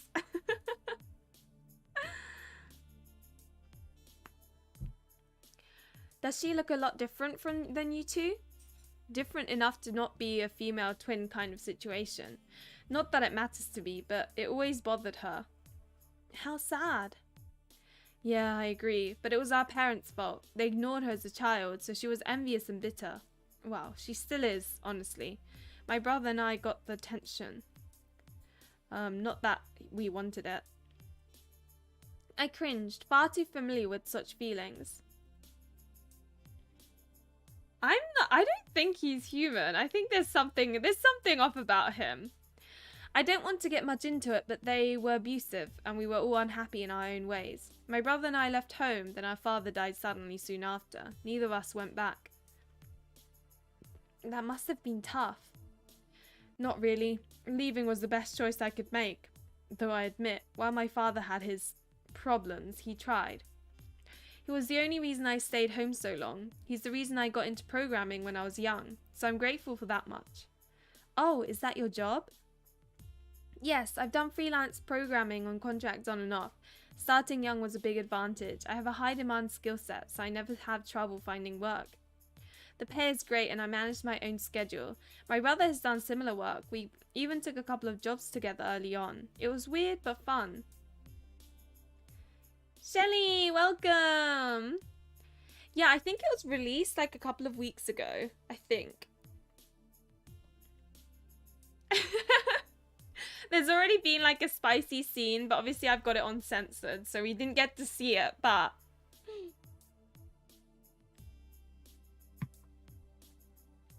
That sounds amazing. I'm jealous. Does your brother live here too? No, he has his own life, but we chat often. That's nice. You don't sound like you like your family much either. I have problems with them, yeah, but they're still family. Mum's controlling, dad's too passive and basically absent. My brother is messed up. But Mum's paying for college, which is nice, but also a problem, because that money comes with strings I want to cut. That's why you work so much. Yeah, but this job won't pay my bills, since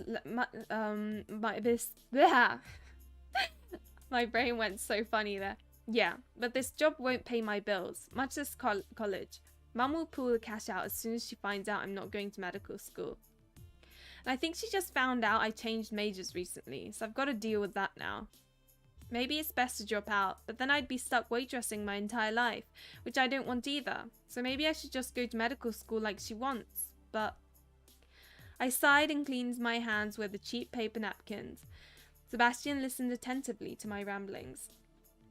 When I grew quiet, I looked for a moment like he wanted to say something but changed his mind. I laughed awkwardly at myself. The 19th of September. Okay, so a few weeks ago. It's weird because, like, it really was... I didn't notice it at all. Like, I don't think anyone in my server noticed it. And I didn't see it on Twitter either. So, like, I didn't know about this until the dev actually messaged me. I'm glad she did. I admire your will to fight. Don't praise me. I usually end up giving in to her in the end, which is probably what will happen now. That doesn't matter. You're pushing yourself so hard. You're trying. I hope I can do that when the time comes. I'm sure you can. You just have to find the one thing worth the fight.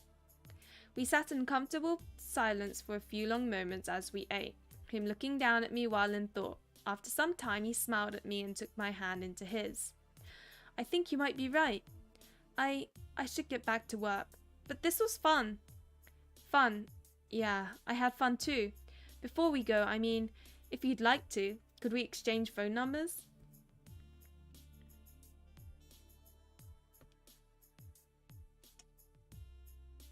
Oh, med school, I could never do it. Too many years of exams. Hi there, welcome. Yeah, I'm kind of enjoying it. But I have so many questions. Hopefully they get answered a little by little. I returned to work and the day went on like usual. Julian came to me as we were closing, cigarette stuck behind his ear. That guy, are you into him? What? Jeez, Julian, seriously? It's none of your business. He's creepy. I don't want him around you. So, I don't know why I'm reading that lines out. I don't know why Julian makes me laugh so much. He isn't trying to. I don't want him around you. We need to do something about him. Creepy? Jeez, Julian. Fine, what makes him so creepy? I didn't mention it, but before you got sick, I saw him around here a lot watching you. And this morning, he was staring at you like you were a fucking meal. Like, constantly. He looked pissed off every time I talked to you. There's something really off about him.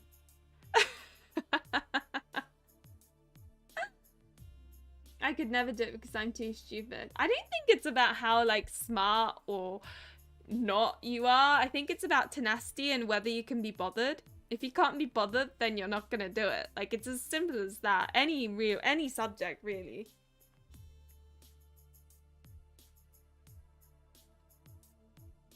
It's like how whether you feel like it's necessary to put in X amount of effort in order to achieve Y. If you know what I mean? Like, if you think X is too much, you're not gonna achieve Y because you don't care enough. And then obviously there's luck as well. That comes into play. I mean, you're doing psychology, Elisu. And it's not weird you're watching him to notice all those things and never told me. Nope, perfectly normal. Hi, Lenny, welcome. These guys are intense. Shelly, I think you'd really like Quinn, which is her roommate. He's pretty cool. The intensity only gets worse. I'm looking forward to it. Oh, you do? Yeah, I haven't really streamed. I didn't stream on YouTube last week because I had a cold. And the pet names, what the hell? How many did he use? Sunshine, Sugar, Sweetheart, Buttercup, Pumpkin. That's just what I remember off the top of my head. Princess, Love, Darling, Dove. I've been called pet names by customers before, and sometimes I use names like that too. A dozen of them in the same hour? I agreed it was a little unusual. I had also noticed it, but I stubbornly didn't want to give Julian the satisfaction of agreeing.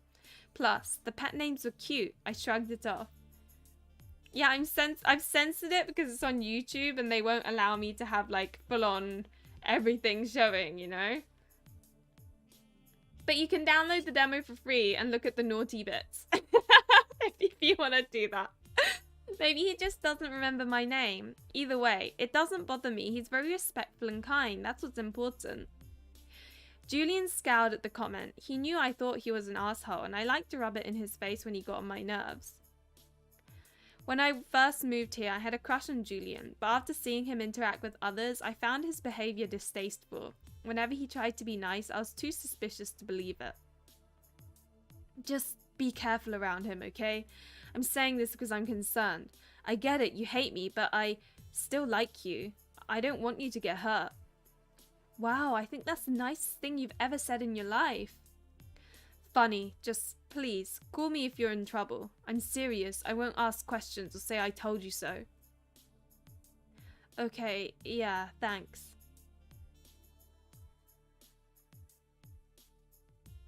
Hey, some of us like pet names. Wish I played some games if I wasn't busy with work. Oh, you seem quite busy with work all the time, Lenny. Not anymore because my grades are not good enough to get in a master. The competition is rough, but it's fine. I'm looking for something else to do with a job for the year. Yeah, I mean, masters is like the next step, right? So, but life has its ways of dealing with things. You'll definitely find something. Tempted to buy this just for Julian's route? Do it. Yeah, the main character's, I don't know, she's pretty chill. I like her. Moonlight.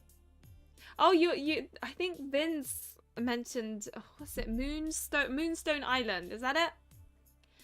I wish it was on Switch though. Sorry, I had to leave for a bit to have tea with Mum. Aww. What tea did you have? And yeah, it probably won't be over for a while, I don't think. I'm not sure. I was scheduled to finish work before dark that evening, but the freezer in the cafe died, leaving a disaster on our hands. Ice and frozen foods had melted, drenched the floor and seeping water into the walls. The manager was called and he brought in a rented freezer an hour later. I had started packing up and reading through my phone messages before the disaster. In the middle of the chaos, it buzzed. I checked, fearing it was my brother, but it was Sebastian. Would I be pushing my luck if I asked you to dinner? His roundabout way of asking me out made me giggle. I responded, Sorry, I can't. Disaster at work. I'll be here for hours. It's coming to Switch soon? I thought it wasn't coming to Switch in a while. It was caramel tea? Ooh, that sounds delicious. We transferred what we could salvage into the new freezer and spent hours cleaning the floors and setting up fans to dry out the walls before mold could form. Normally I would be happy for the overtime, but the wad of cash hidden in my bag meant I only felt tired, sick and cranky. And now it was late. I had to walk home in the dark, and then I had to talk to my brother before he appeared in person to hunt me down. Just as I was getting ready to head out, Sebastian walked into the cafe. We had flipped the closed sign, but not locked the doors. He waved at me. Evening, Moonlight. That's not even a real pet name. I don't know why Julia makes me laugh so much. Oh, God. The buzz? Oh, was it? I didn't. Oh, the phone, right. I mean, you're probably not wrong, Lenny. It wouldn't surprise me. I really wish things came on the Switch as quick as they did on Steam, though. If sunshine is, why can't moonlight? Because it's weird. I laughed at their bickering. Sebastian smiled at me with a loving look, which was becoming very familiar. What are you doing here?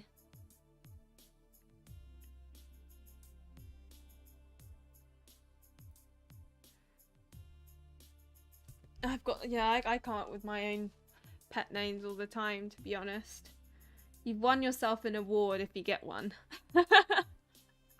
I think I accidentally called my best friend with I can't remember what it was, and I was like, wow, you should be very pleased with yourself that you got that out of me.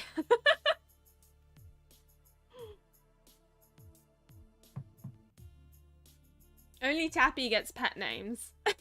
Maybe my boyfriend, that's it. Julian is the devil on the shoulder voicing my thoughts. Maybe that's why I find him so funny. I thought I might walk you home. It's pretty late. I grew suspicious. How did he even know when I was leaving? Was he waiting for me? I knew I was oversensitive, but I was not okay with him randomly appearing and making demands of my time. Sorry, she can't. We're going to dinner. Oh, are we, Julian? Are we? The declaration surprised both Sebastian and myself. I glared at Julian, silently mouthing what the fuck at him. Sebastian looked devastated. Oh, my heart! His little face! He stepped closer to me and whispered so Julian couldn't hear. I thought you said you weren't dating him. Did I do something wrong? Please tell me if I did. His heartbroken tone filled me with crushing guilt. This man had confessed his love to me this morning, and regardless of my reservations, he had only been kind. I spoke loudly in response.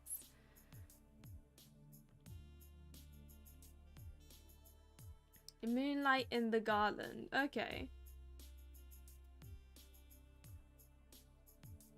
You should, if you can afford it, you should get a gaming PC. That'd be so cool.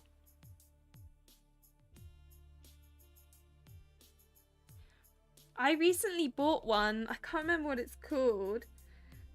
It's really cute. It's very simple though, like super basic. I mean, that's why I kind of like it, because I don't need to think much, but... We're not dating. You must be confused, Julian. I did not agree to dinner. Monica, come on. Sebastian is so smug and angry, and Monica is completely unaware. Yes, this Julian person sees what she does not. I'm not gonna lie, I love this like third person commentary going on as they're like overlooking what's going on. I really like that.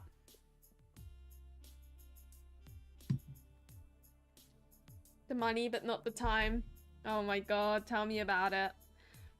In that sense, I miss like teenagehood when you had all the time in your life.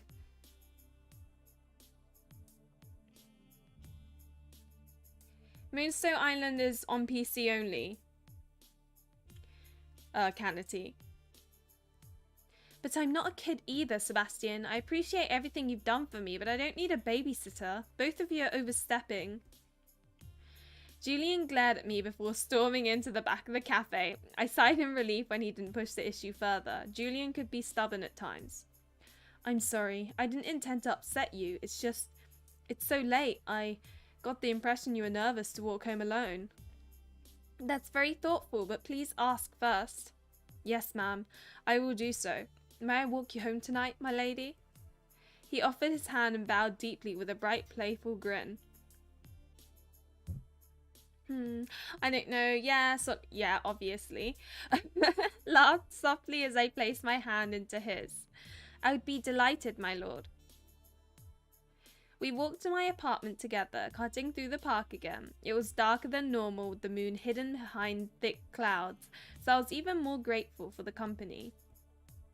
We chatted casually while we walked. I normally wasn't a talkative person, but the conversation flowed easily and we had a few laughs before reaching my apartment.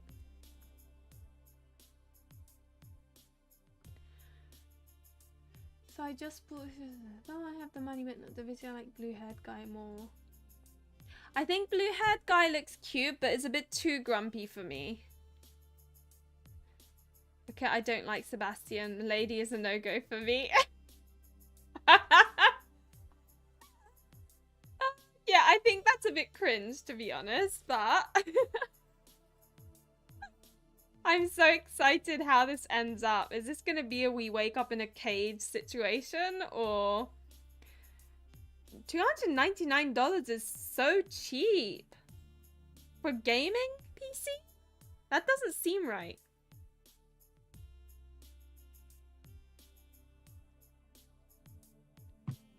I went to open my door, but he reached out and rested a hand on my arm to catch my attention. I'd like... Oh. What have I done? I'd like to take you on a real date soon. Maybe your next day off work? I know you must still be exhausted, so we could stay in. I could cook dinner, we could play some games or stream a movie at my place. You could spend the night. Casper misses you too. Spending the night already? I guess they already have, like, she's already spent the night at his place. There's no longer anything special, but...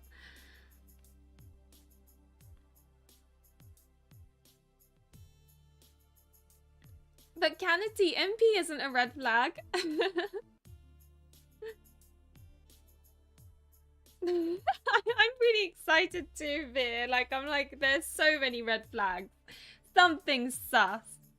Overnight? That is a lot for a first date. I'm not sure when I'm off next. I'll have to check. I panicked and gave a non-answer. He hugged me tight and his warmth enticed me to lean against him. One of his hands slid down my shoulders and rested in the small of my back.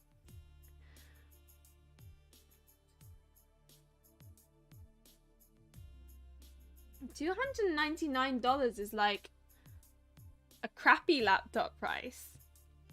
Like a casual one that you'd use to watch Netflix or something. Oh wow, you're like hinting that there is an ending like that. Oh no. $800 seems a little bit more like getting into the gaming laptop zone. Like especially gaming laptop. Like gaming laptops are so expensive.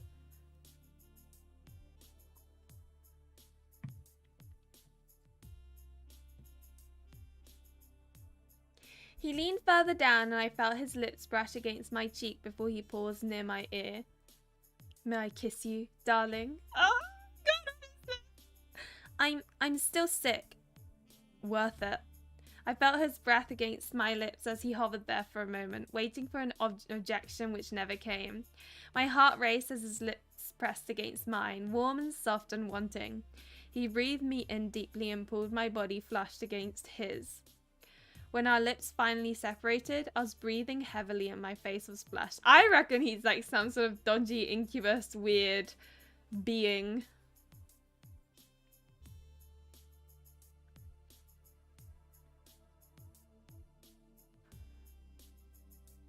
Or drug tea, oh my god, Mora. Wish my husband had locks. If there's a cage, out with it.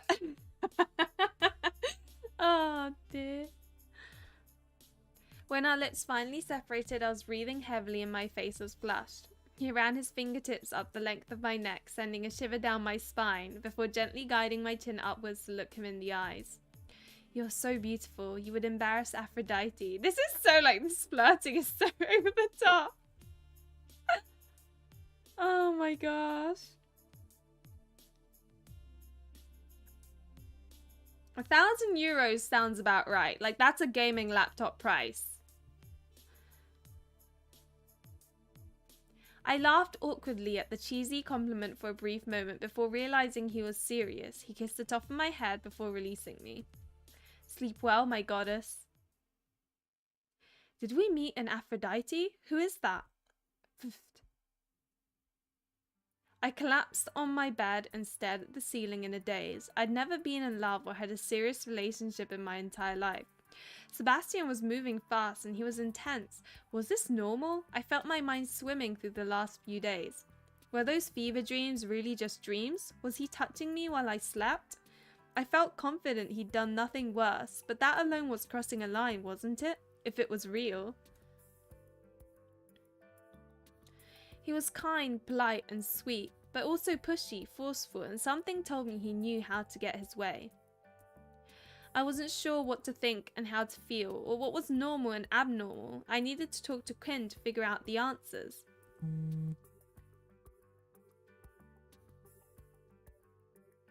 Second best PC on Google. That it's not. I'm sorry. If someone said, "Oh, second best PC," so not a gaming PC, but like a normal PC. I don't know about second best, but I can. Yeah, $179 maybe if it's like a mediocre PC. Yeah, when a guy compliments way too much, you kind of think. It is kind of like alarm bells, right? It just seems very, type of thing.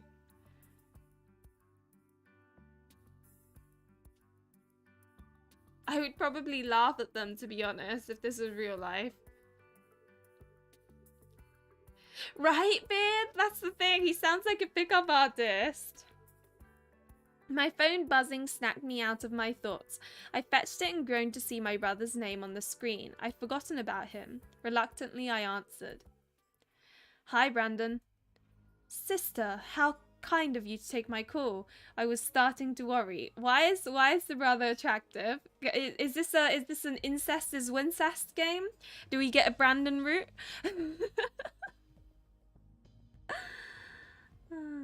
Dear me.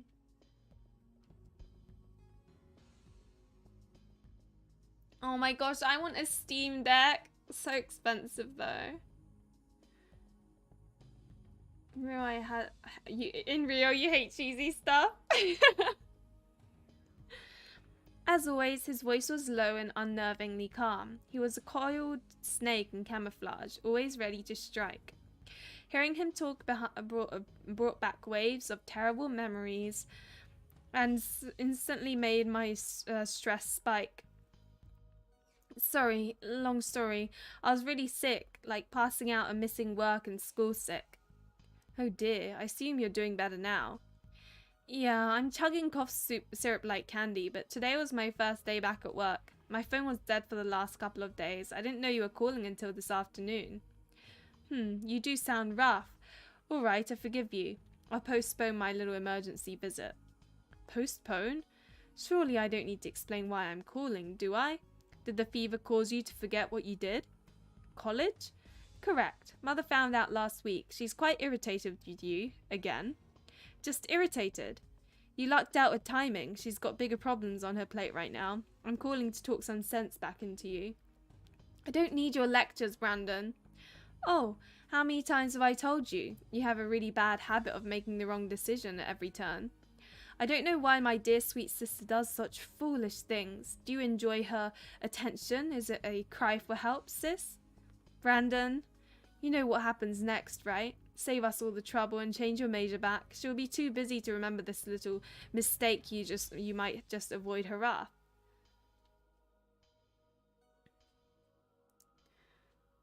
I looked at the game page and yes, I think. Wait.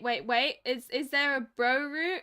There is a random route that is an off-store free content patch to the game due to its content violating store content policies. Oh! Oh my god! I love brother routes. They're just so wrong, and I love wrong. I would have gotten the scene that most of the games I have don't work on it. Aww.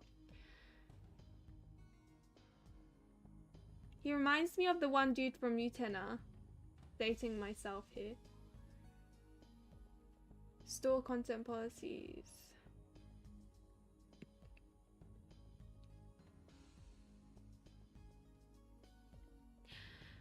So, Arwar, do you have like a walkthrough for this game?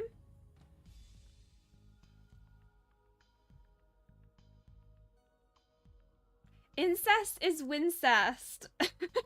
my mod and like favorite otome friend keeps on saying that and it makes me laugh. That's all. Oh, it makes me laugh so much. She's threatening to stop paying.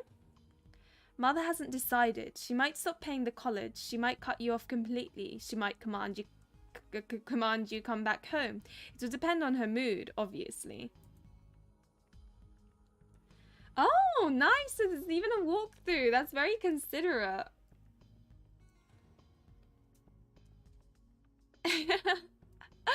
This game is gradually like climbing up the list, you know, of ones I'm kind of curious at the moment.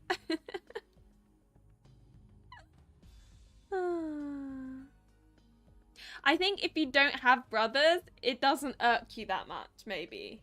Because I don't know what it's like to have brothers. Like, yeah, I've got a stepbrother, but I don't really speak to him, so I don't really like, I don't know, it's almost like having an acquaintance more than anything, because I met my stepbrother and stepsister when I was about, I think, 16.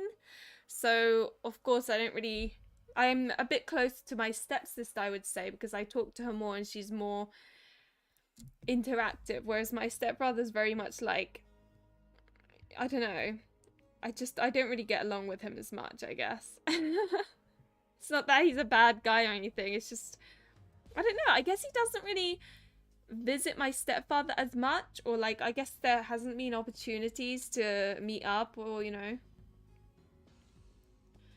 But yeah. Glad my husband is not seeing the chat. Twincest is a real wincest.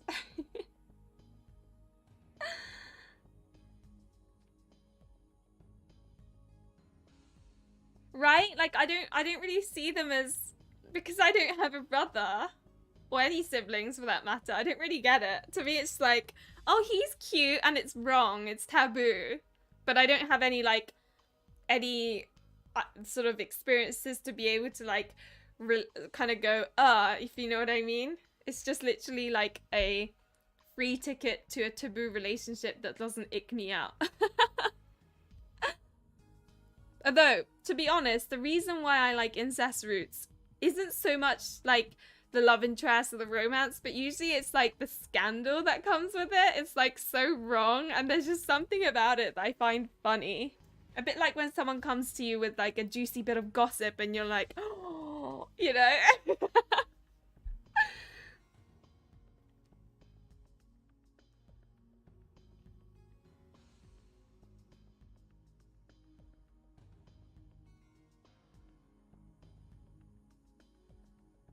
Oh god, yeah, no, definitely not in real. Oh, that's why it's entertaining in an otome game, because it's not something that you would do, or it's just unreal, you know? But then again, also I play otome games not. I don't really put myself in the shoes of the character. I play an otome game and read it as if I'm like, you know, the two little beings in this game, like that, where you're just sort of like overlooking the lives of them, type of thing. So it's just juicy for me. Has nothing to do with me. My brothers are just studs, nothing else. Oh my god.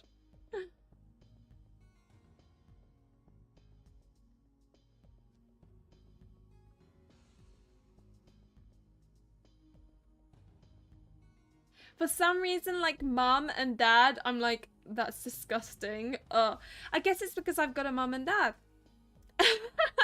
Whereas the others I don't really understand. Relatable. Just so wrong, but feels so right. Don't know if I'm...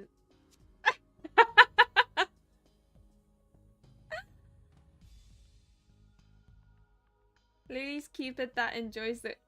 Yeah, that's literally how I feel when I'm playing an otome game. I'm just overwatching what's going on, and I'm like giggling from the craziness that is going down.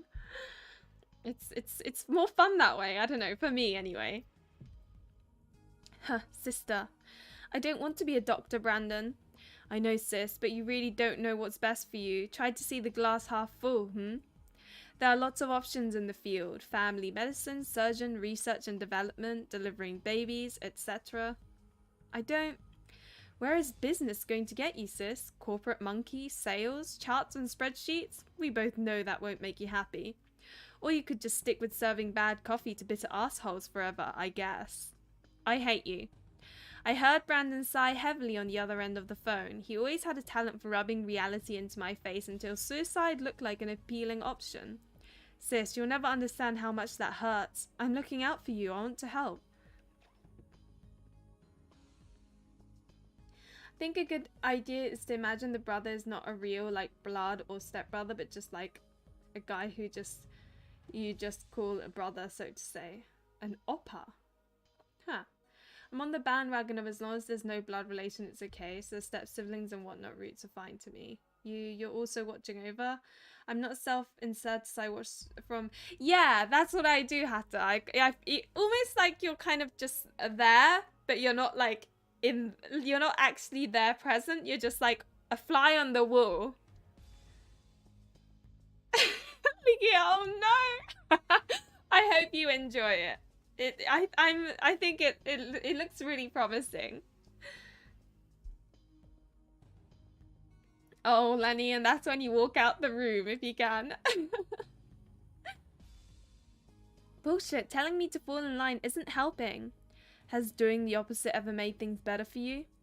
I didn't respond. I knew he was right, but I didn't want to admit it. I desperately wanted to live my own life, but I felt so lost, trapped, and out of options. I love you, sweet sister. I only want what's best. Don't you dare. You want what's best for you, not for me. I want what's best for us. I know you insist on holding this grudge, but I do love you, and I do miss you terribly. Don't. And I won't stop calling you until you believe me. But I've said what I needed to say, so I'll leave you be, and I guess I'll be seeing you soon if you refuse to cooperate. Get well. Good luck in your pointless little rebellion. All that jazz. The call disconnected and I threw my phone to the floor with frustration and tears. Luckily it landed in a pile of clothes. I felt so much anger towards him. His attempts to mend the wounds he created only made them bleed more. He was my big brother. He was supposed to protect me and take care of me. I was supposed to trust him, but he took advantage of and manipulated me, right? He tried to keep me for himself, as if I were a pet instead of a person. Just hearing his voice invited nightmares of the past. Mother whipping or beating me, the hospital visits, the blood, the violence, and the long nights of being locked in a dark closet. Brandon sneaking inside to comfort me with hugs and kisses, his hands beneath my clothes, waking up sore and alone in pitch blackness. Wait, what? My mind went blank that his hands beneath my clothes?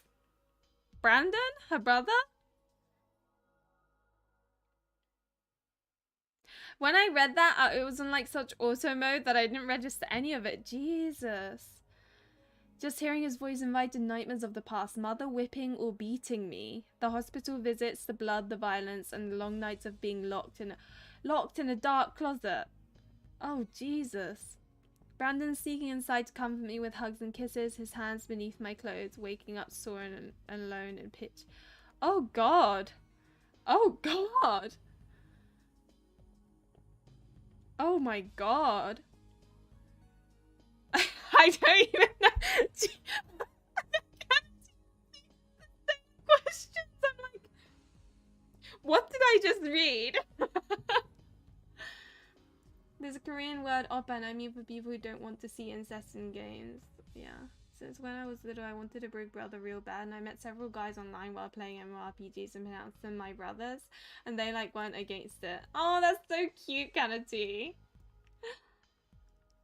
Oh no, Lenny, you're the only one that plays games. That always feels like, yeah. I'm going to skip his route, not for me. Yeah, that's fair. I don't think the incest route is for everyone. It's definitely not for everyone. Understandably. And I totally get why some, like, most people are very anti it.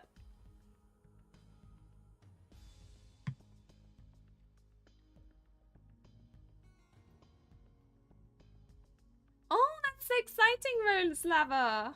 That's really sweet that they're having a baby girl. Congratulations. Trigger warnings listen every route for a reason. Yeah. Which is a good thing. It means people, if, you know, they're affected, can read those trigger warnings. So it's a good thing. But, see, I like experiencing the shock of it. That's why I don't read them. Oh, man.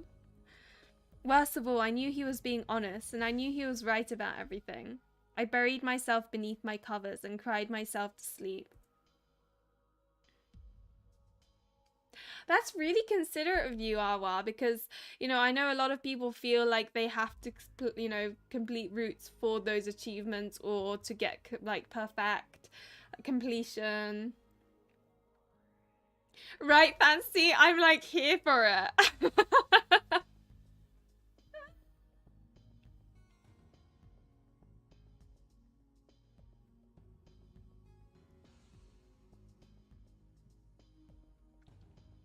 Is he outside again, observing her? Yes. Did her communication device make another noise? Yes, let me see. It's a message from the Stalker. The Stalker. I'm here for you, darling. Anytime, day or night. Oh my god! Oh, this is so creepy. I love it.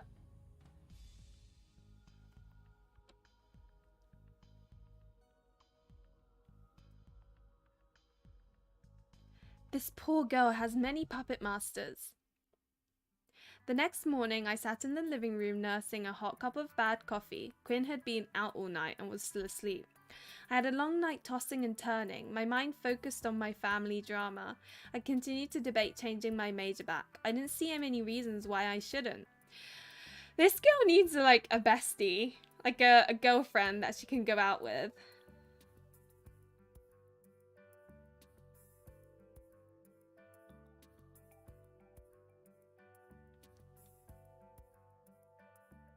Yeah, I think the different colors do help. Main game does discuss some child abuse and incest topics in a historical sense, but there's no actual scenes like that outside of Brandon's route. I was beginning to question my sanity because I knew exactly what would happen when I first changed it. Was I self-sabotaging? Was I inviting them back into my life just to cause drama? Did I subconsciously miss my brother? We were inseparable for most of our lives. I'd only seen him a handful of times since I left home. Still furious at him. I was getting ready for work when I heard my phone buzz from my shoulder bag. I went to check it but noticed a folded piece of paper I didn't recognize. I pulled it out and read the content. I can imagine the sun without warmth, earth without air, forest without trees, sky without wind, birds without wings, flowers without petals, rivers without water. But I cannot imagine my life without you. You formed a smile when I could only frown. You played music when there was no sound.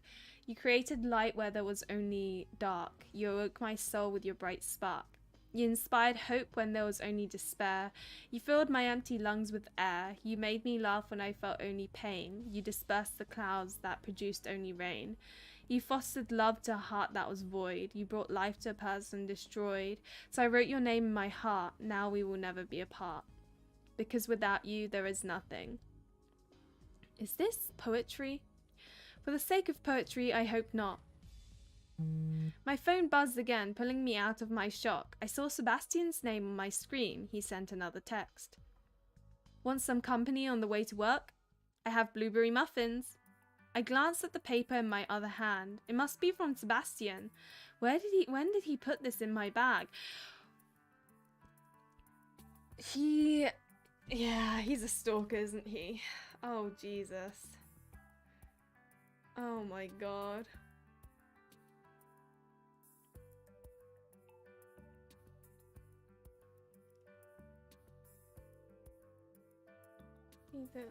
So here we can assume it was also incest abuse, but from the brother. No, Lenny, it's just literally because I feel like people enjoy it. Love seeing poetry. I thought that was my phone. Every time there's a buzz. For the sake of poetry, I hope not. This game doesn't take itself too seriously, which is good.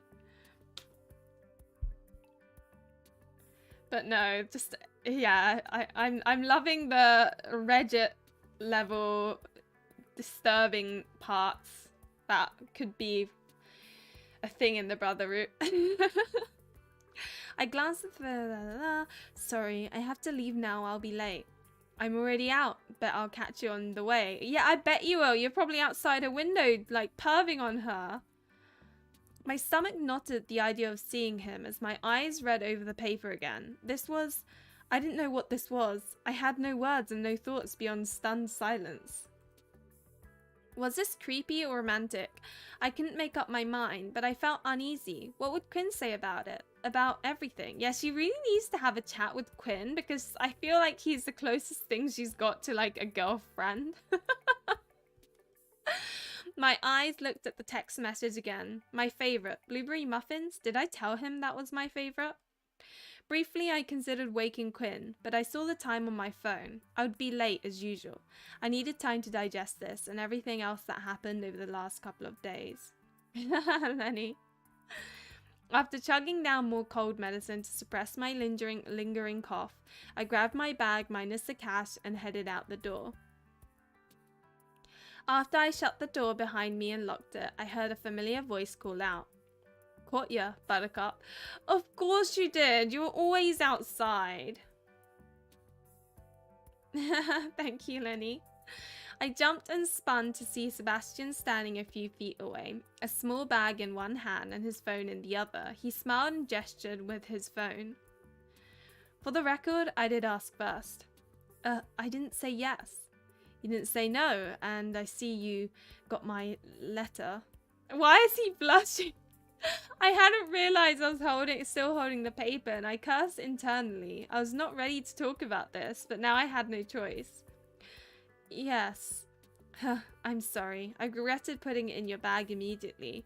I know it must be so cringy. I'm so embarrassed. Yeah, I just found it before I walked out the door. It's a lot.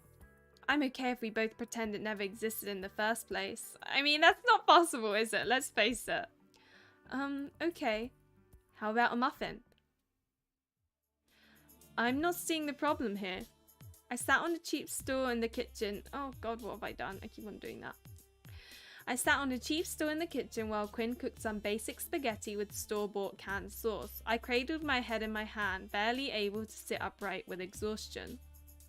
The final lingering effects of my illness were beginning to fade. The long hours at work plus time catching up on the coursework I missed were dragging me down.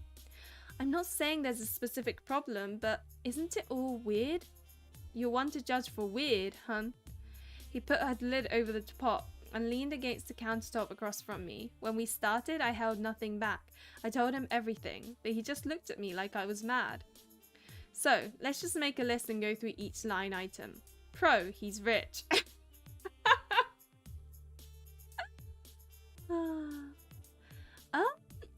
think no, not really. I think there's a couple of links that I've got on some reviews that are kind of like that, but I always forget to link them, or like, I mean, it doesn't really count for much. So like, whether I'm affiliated to something or not, my channel is so small that it really wouldn't be worth all the hassle, basically.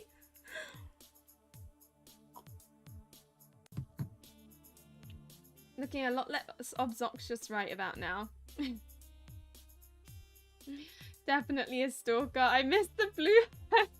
Everyone's hating on Sebi.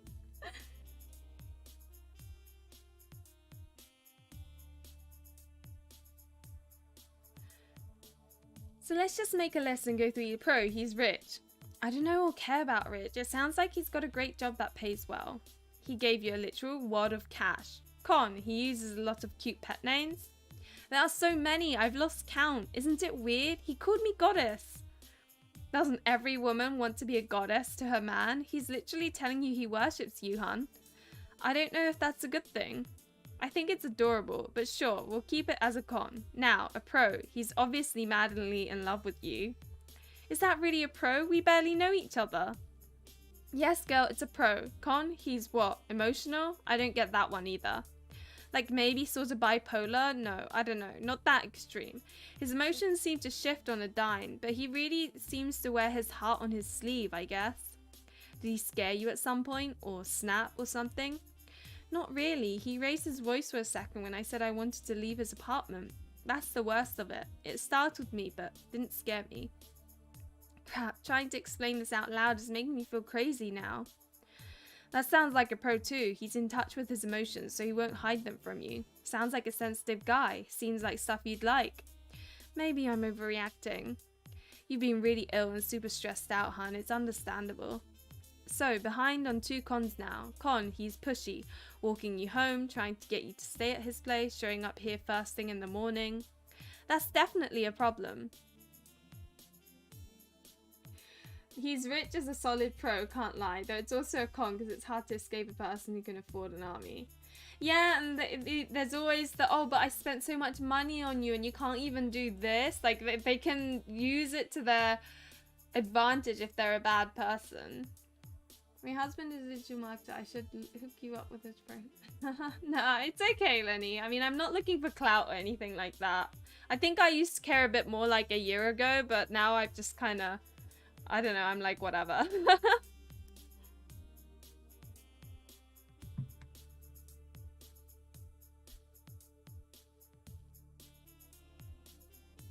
I'm just waiting for the shoe to drop with the guy, but man, he's hot. That's the thing, he's attractive.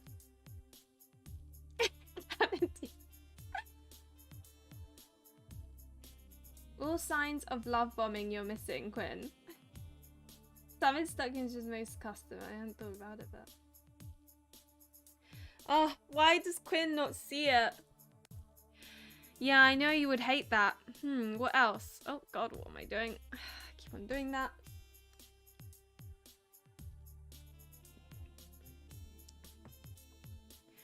Yeah, I know you would hate that. What else? I don't think it's fair to count the touching at his apartment since you may have dreamed that, at least not unless it happens again. I am curious what she dreamed. Is there any way to view a subject's dreams? No, not for humans, nor can we monitor their thoughts. I like those two. There would be no pro-con list with my friends about this guy. Would they all pick... Oh, I just realised my hair bands come out. But anyway, what, would it all be cons? I wouldn't... If this was real life, I would not... Like, I would avoid him like the plague. He is bad news. Thank you, Lenny. It should be a red flag list. I agree, Maura. She needs to kind of work on herself. Well, I mean, she wasn't even looking for a relationship, was she? This is all just being thrown at her. And I don't know about your suspicion that he knows your phobias or about your brother's call. It sounds like you're probably jumping to conclusions there. What do you think about what Julian said? Quinn rolled his eyes the same way I often did to him. Surely you see straight through that little charade, right? He's a toddler trying to get your attention. But the timing at work after the freezer went out, isn't it suspicious? Little, but arguably also very thoughtful. His excuse is believable. You told him you'd be late. He knows you get nervous walking home even if he doesn't know the real reason why. And you were still ill. Maybe he was waiting outside for you. Maybe not. Creepy or kind, maybe a bit of both. Okay, Lenny, well, thank you for coming by, and hopefully I'll see you again. See ya! And the poem? Quinn looked at the open piece of paper beside me. That, I'm not much into poetry, so I'm not sure, but that's the one thing I agree is weird.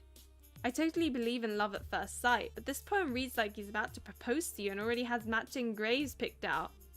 At least I'm not crazy about that. Quinn picked out the paper, skimming through the lines again. It's certainly a declaration of love. I think it's basically saying you're his only reason for living. Maybe he was depressed or even suicidal before he met you. He returned to the boiling pot as it started bubbling, leaving the paper behind with me. I folded it up and stuffed it into my pocket. Did you two talk about the poem? Not really. He said he regretted giving it to me and was embarrassed. That seems like a good sign, right? He realized he screwed up and admitted to it. But couldn't this mean he's hiding some really serious emotional stuff? Maybe, but so are you, right? I've known you for years, Han. You still haven't told me the full story about your family drama. Not that I hold it against you or anything. It's totally your choice. I have my own family drama I don't like to talk about, too. Just pointing out a little dash of hypocrisy. Having a hard past shouldn't disqualify someone from being loved. What matters is how he treats you. I sighed, feeling guilty. Like my brother, Quinn would rub reality in my face, but at least he was gentle about it. Quinn's voice helped separate reality from nightmare, make sense of nonsense, and show me the right path forward. But personally, I see way more pros than cons. I think that poem and his pushiness are the only potential red flags you got. Really? That's it? But maybe he just writes emo poetry to work through his feelings. If you have a talk with him about his pushiness, he might dial it back. He may not realize how much it bothers you.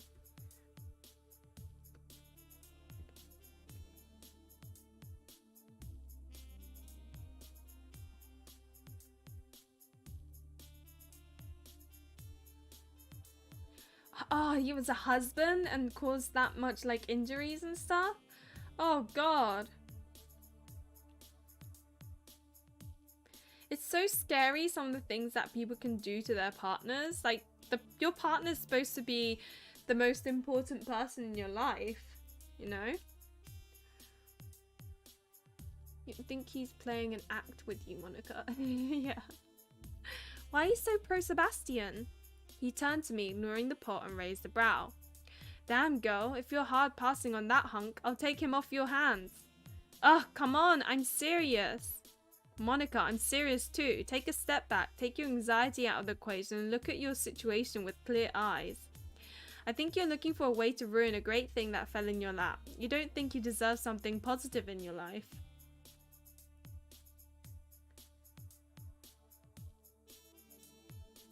Pushed her off the cliff? Oh. You're afraid. I'm not sure of what exactly, but I can tell something about this scares you. You really think so? My genius armchair psychoanalysis elite skills are telling me it's probably about getting attached to this guy and being hurt, but you need to try someday, hun. Maybe. Do you really want to grow old and the only important man in your life was your slimy brother? I winced. No one knew the extent of my brother's behaviour, but I'd offhandedly mentioned enough things that Quinn picked up on my feelings pretty fast. You're also important in my life, you know. Aw, sweetie, let's go to the bedroom so you can show me. Quinn! Hee, sorry not sorry. Anyway, is there anything else specific that sticks out to you? Any reason you're digging your heels in? The dreams and the mood swings, I guess they remind me of my brother.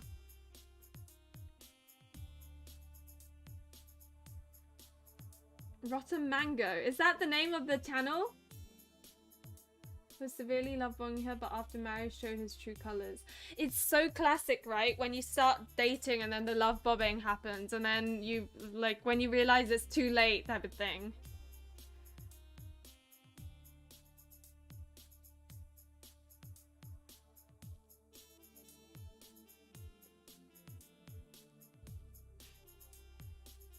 Hi Liz, welcome. Fancy, you're so mean. It's true that Liz does tend to come like quite today it's not that late though. It's only been 2 hours. Oh, I guess normally in 30 minutes or an hour. Actually, it's quite quick that Liz has turned up this time. I'll have to go to Rotten Mango and watch this video. Brandon was always calm and gentle until something would make him snap inside, but he'd keep control of himself. Then he'd do something really awful and you would never see it coming. Sure, I get that. The good news is you'll see those two things soon if they are real problems. If he pushes you for physical intimacy when you say no, or if he ever snaps at you or hurts you, you can end it right there and there.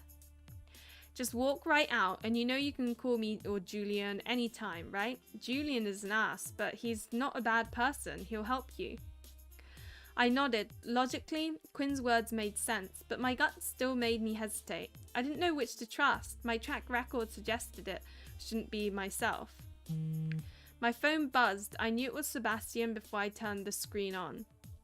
We had been texting regularly the last few days. I kept him at a distance with excuses of school, work and recovering from the flu.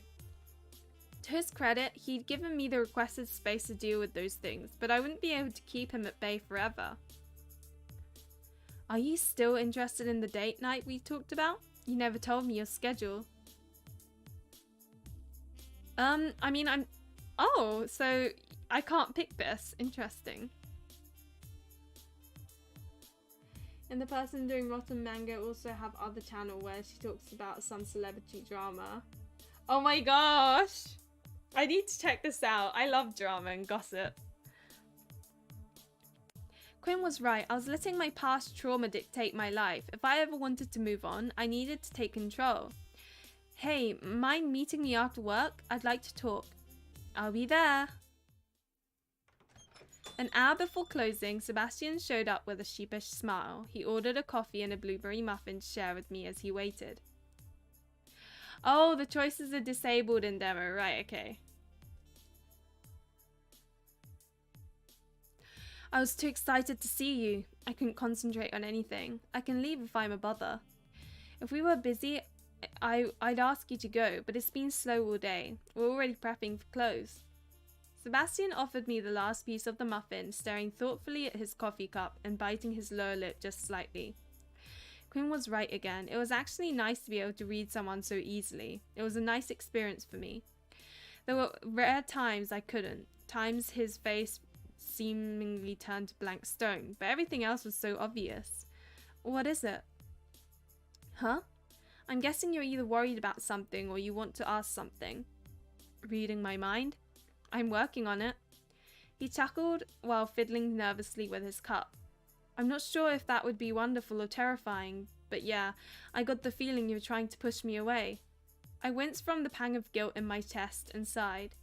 Sorry, you're not wrong. I've been struggling lately, trying to figure things out. I needed some time to work through it all.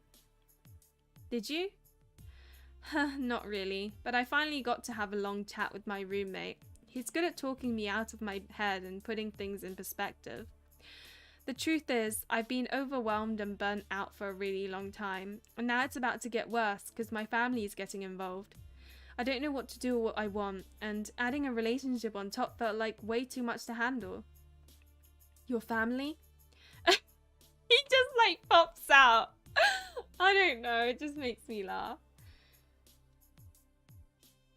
Oh, I see. Until other end. Right, okay, that makes sense. So it's like you can't fully complete that route until you've completed the others and that sort of thing. I hadn't noticed Julian nearby, and I glared at him for eavesdropping. Like Quinn, Julian knew just enough about my past to know there were a serious problem. Are they coming? If I don't change my major back, yeah, my brother is coming. So change it back. I don't want to be a doctor, you know that. So list their major on your paperwork and take classes for whatever you want. Wouldn't work. Mum will see what classes I'm taking. But that info is private. Not private enough. She'll find out. I don't even know what I want to major in.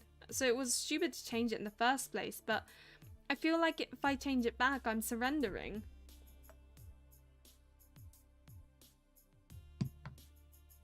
Yeah, he just like jumps in and appears out of nowhere. Oh, that cat is such a tin cat, it is so.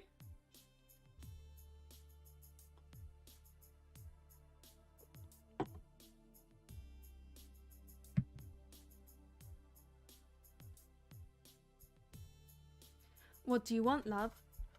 I wish I had an answer to that. I've never had the time to sit and think about it. But it doesn't matter. If I don't do what Mum wants, they'll take me home. You're an adult.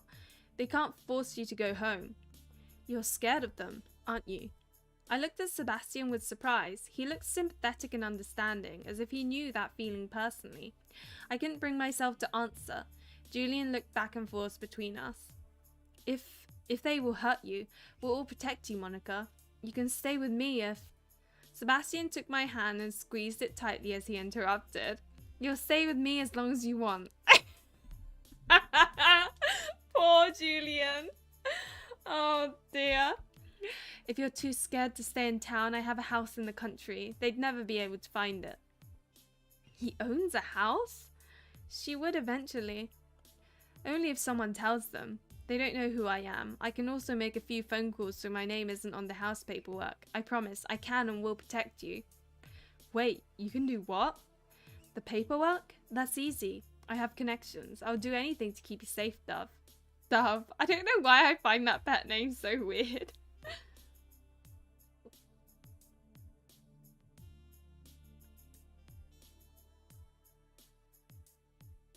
She only wants to cuddly with my mum 90% of the time. Aww.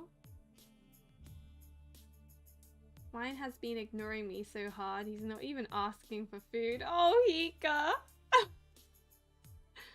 He sounds rich. Pick him. Liz, you're killing me. He's such a red flag. I think you'd like him, actually.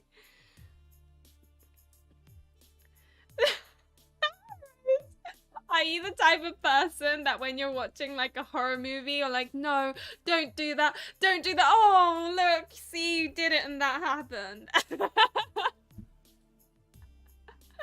I can pet my cat sometimes, like when I give her food or Mum just came home and Kira is excited. Aww.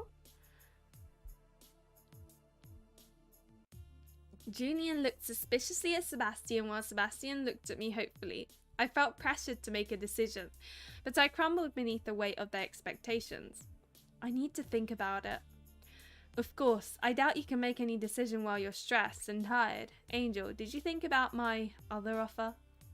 It was being vague so Julian wouldn't give me hell. I remembered the sleepover, dinner, movies, games, a night to relax and have some fun. I glanced over at Julian, who sighed. See, that's the reason why I struggle watching horror, like movies and stuff. Even horror novels, it frustrates me because you know everything's gonna go like tits up, and it's the anticipation of having to watch it all go tits up. I really struggle with it.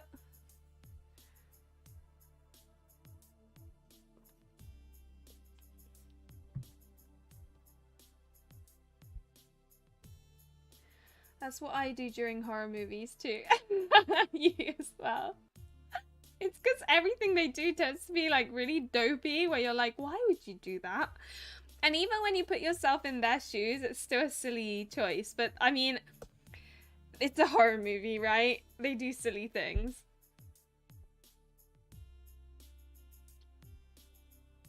Yeah, no. It's not overprotective. It's just controlling, yeah.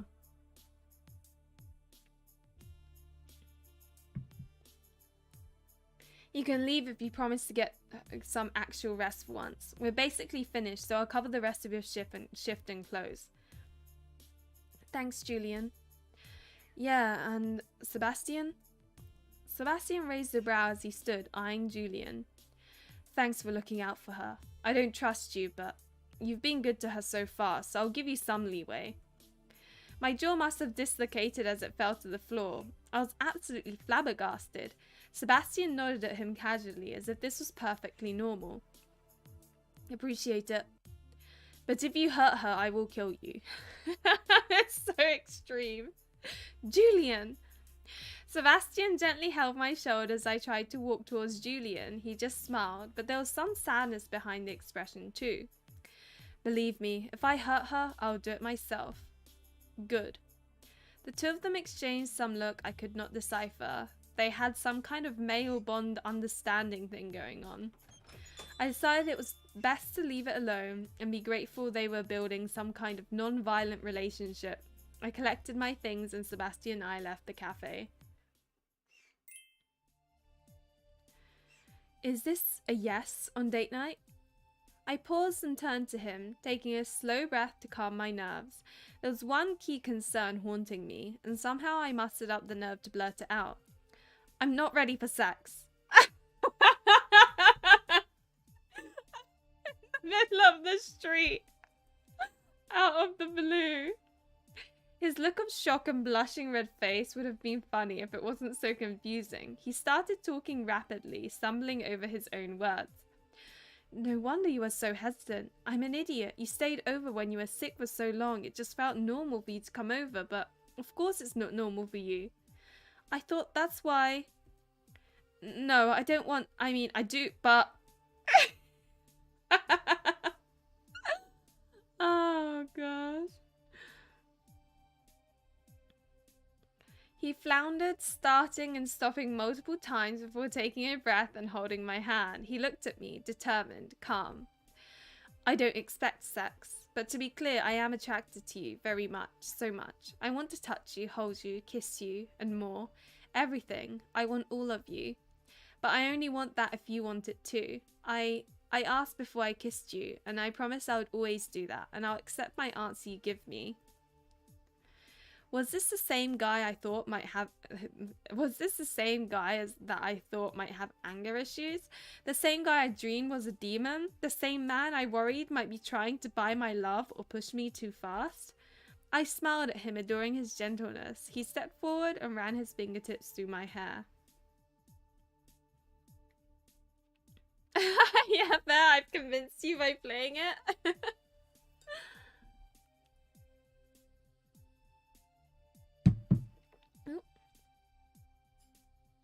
Yeah, they're like straight in it, discussing things. I smiled at him, adoring his gentleness. He stepped forward and ran his finger. But I will ask. I want all of you, good and bad, inside and out. I hope you won't hold it against me. He leaned down, a hand in my hair, cradling my head, his face close to mine. I felt his breath on my skin and his lips hovering over mine. He grinned as we kissed, and I heard him breathe me in deeply once again. I shivered. Breathe me in. Just the imagery made me laugh. Oh, God. And I just did that, so my nose is being weird again. Ugh, why am I so dumb?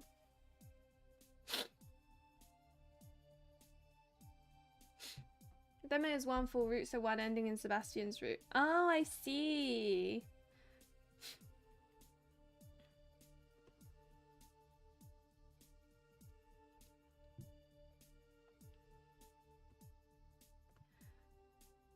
No, I can't handle a relationship right now. So we can't pick the one that would lead us to a relationship. He looked so sad it broke my heart. A part of me wanted to say yes, but this was terrible timing, and that lingering feeling of uncertainty would not fade. And everyone, that was why you need to go out and buy this game, you know, so that you can press the other one at some point and go to his house.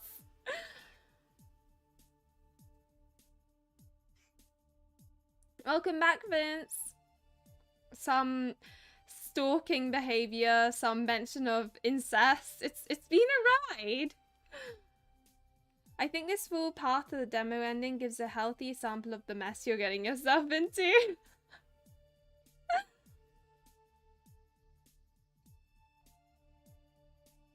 Abusive relationships are scary because the way they do it is so, like, subtle. It's so much like, oh my god, you're amazing. Oh my god, you're really not. Oh my god, you're amazing. Oh my god, you're really not. And then you gradually, over time, it gets to a point where you have so little confidence in yourself that you think, if I break up with this person, no one else is going to want me. Like, it gets to that point.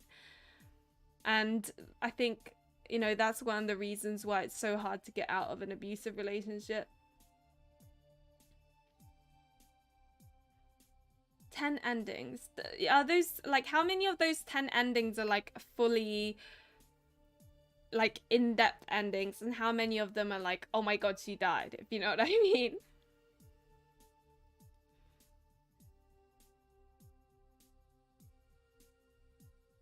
I got a package. Ah, so you got a new Switch game. The incest is only in, like, you can only do the incest route if you go out of your way to download the patch, though, so it was just mention of it.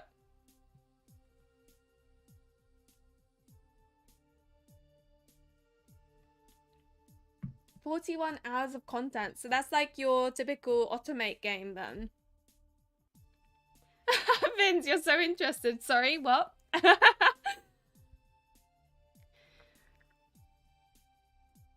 I was drowning in life and had a feeling things were going to get worse. It wouldn't be fair to him to date someone who was so mentally and emotionally unavailable. Sorry, I do like you. I think you're great, I really do, and you've done so much for me. I'm extremely grateful. But my life is chaos and I'm barely holding my shit together as is. If my family comes here, things are gonna get really bad.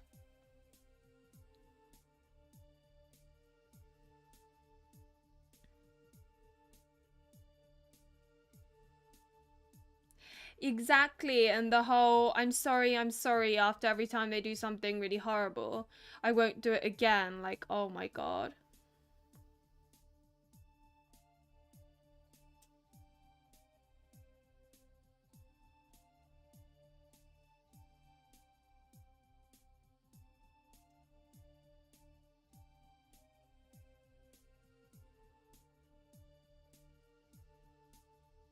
Okay, so it's actual... Any happy endings? Yeah. Will any of them be a happily ever after? Not that I really mind. I like the bad endings more than the good endings. Plus, I'm on the verge of flunking out of school. I don't have the time or energy for anything else. He repeatedly tried to interrupt me as I rambled on and on, but I talked over him each time. I had to say all of it before I lost my nerve. And to be honest, you're kind of intense and I'm such a fucking mess and I just don't believe in love at first sight. So it just doesn't feel right for you to care so much about me when I don't know anything about you. If my life was different, Monica? I paused, looking back up at him. Not realizing I'd been staring at the ground the entire time, I was surprised to find him smiling. Sorry. I can at least be your friend, right? Is he friend-zoning himself? If you want, I guess.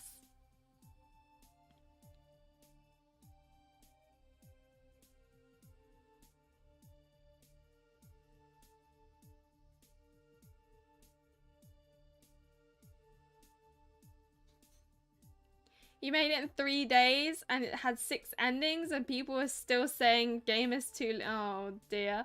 But you only had 3 days to make it. Like, how complicated can you make a 3-day game, you know?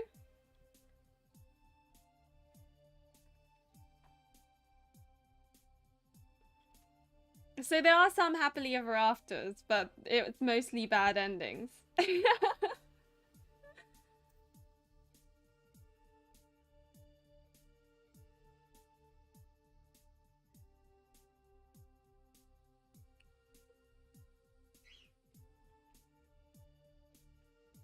Yeah, we were saying, Vince, that like when someone has a brother that they're close to or whatever, then it's a bit more like, ugh, if you know what I mean, because you kind of like imagine it as opposed to it just being a concept.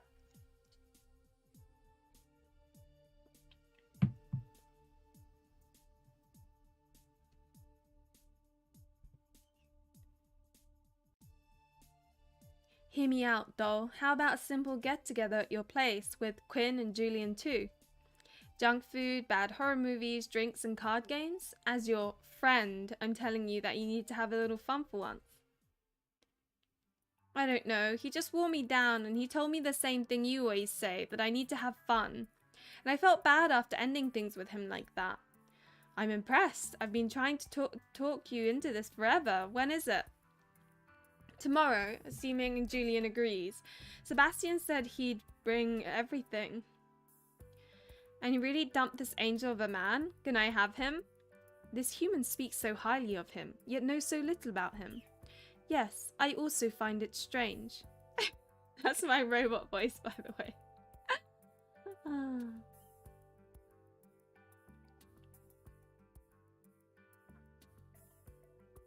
Read it as horror. Yeah, that's the thing. I always read these things as, yeah, fly on the wall. I winced at the question, but I had no right to object. Sebastian was free to date anyone he wanted, even if the idea made me uncomfortable. Sure, but I don't know if he's into guys. Hehe, you let me worry about that. This might be a disaster.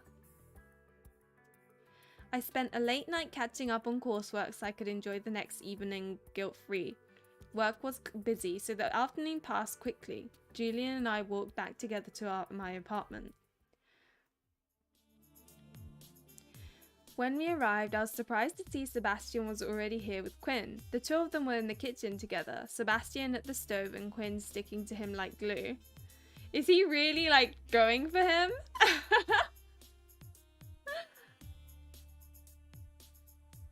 Smells good. What's cooking? Baked lasagna. Oh, cool. That's one of my favorites. Mine too. Care to taste? He grinned at me while offering, but Quinn was quick to act. Oh, I do. Oh, Quinn. I then witnessed the most obvious flirting in the world. I felt embarrassed for them both.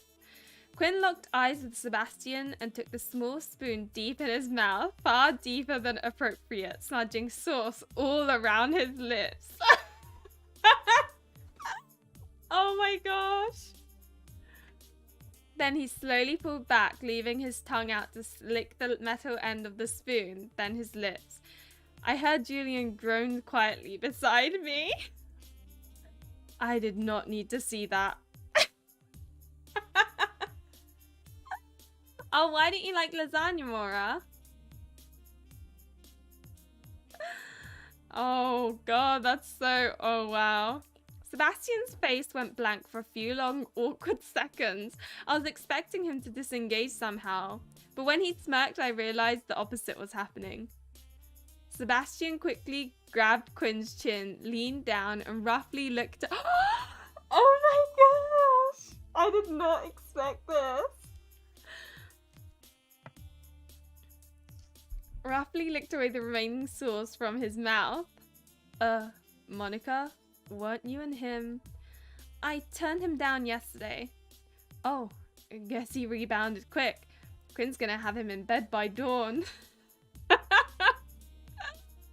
Oh my god.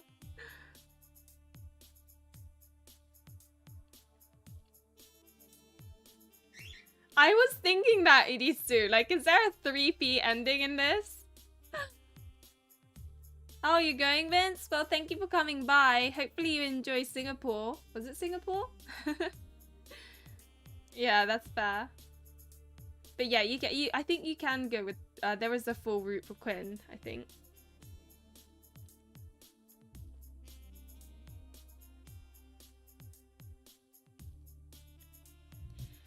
So what if portions basically contain all the things that people wish happened, and so go off to do like fanfic, except you've done it for them.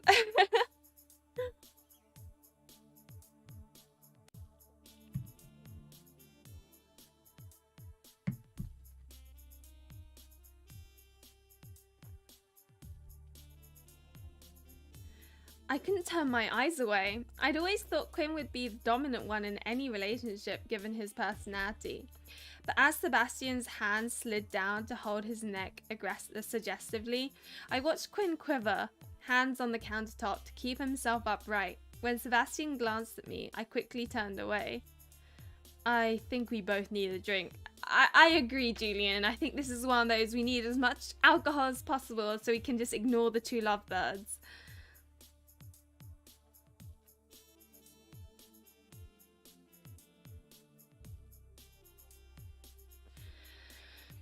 The four of us sat at the rarely used dining table once dinner was ready, drinking and chatting freely. Quinn hung on Sebastian's every word. I cringed every time Sebastian flirted back. I mostly kept quiet, putting my best fake smile, trying to look happy. I was confused why the actions irritated me, but the conversation was casual and friendly, and I was grateful for that. I guess she does kind of have a thing for Sebastian now. Oh god, I can't imagine you as some emo teenager. I wish I could say the same. My twin brother still dresses like that now, to my horror. At least the clothes aren't ripped and fishnet anymore. Usually. I am dying to see that. Never. Did you guys ever switch places for fun? When we were little, yes. To 6-year-old, it's hilarious to confuse the adults. As teenagers, we did it mainly to fuck with each other or get revenge. Revenge? We had a rivalry going on for a few years. Usually it wasn't mean-spirited. He only crossed the line once. It took time, but we worked through it. What happened? His eyes met mine, and I immediately sensed if anyone but me had asked that question, he would have waved it off without answering. He slept with my girlfriend while pretending to be me. Oh, of course he did. Oh, that's so wrong. And why did the girlfriend not, like... I'm sorry, but I've been friends with several identical twins, and if you've been with them for long enough, they look different. Like, you can tell. Jesus.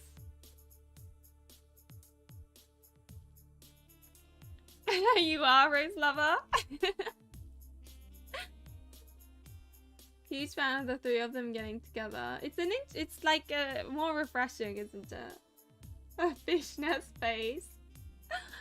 Oh my god. Quinn and Julian both gasped and raged at the horror. Sebastian raised a hand to calm them down. Yes, I know. I was furious at the time, at both of them, but in reality I was in love with someone else. He did it to show me some things about life, and myself I refused to see. Anyway, it was a long time ago and we're still close. Who was he in love with? Damn, I can't imagine forgiving a sibling for that. I would have killed that fucker, ripped him limb to limb, buried him Never mind. Julian gets a bit carried away, doesn't he? Yeah, maybe the girlfriend was like a month-long girlfriend. This is like Alexander sleeping with the girlfriend. Oh my god.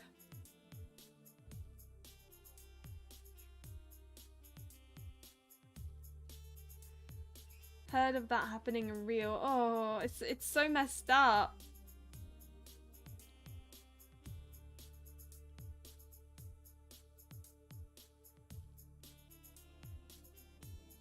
Oh. Oh, nice. So you'll be like adding roots here and there. That's cool.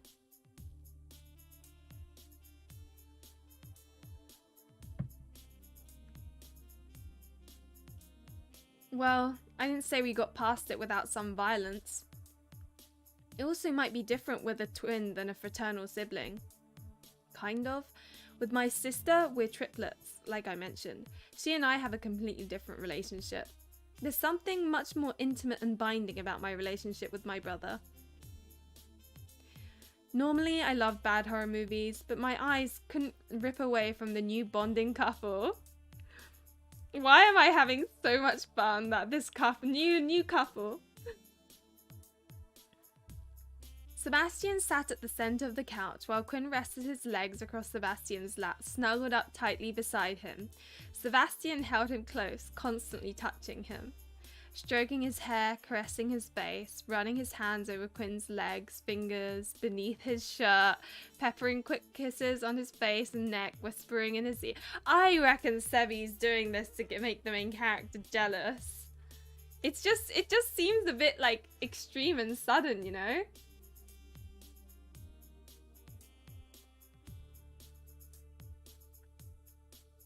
Maybe the creepy side is actually the twin?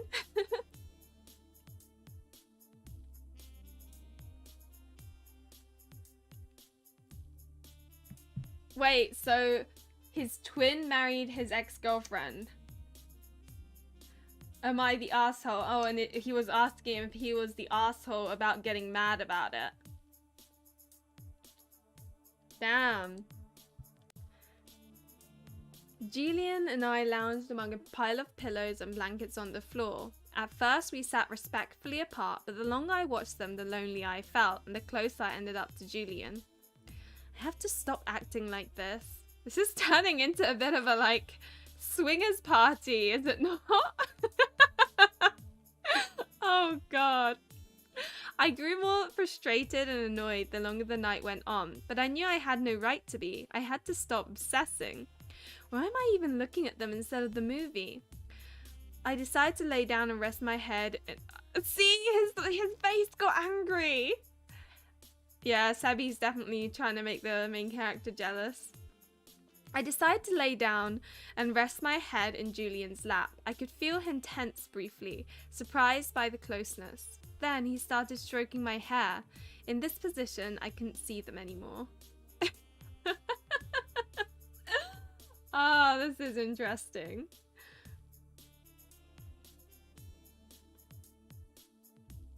Honestly, it is so, no matter what you are, I think this is a bit quick.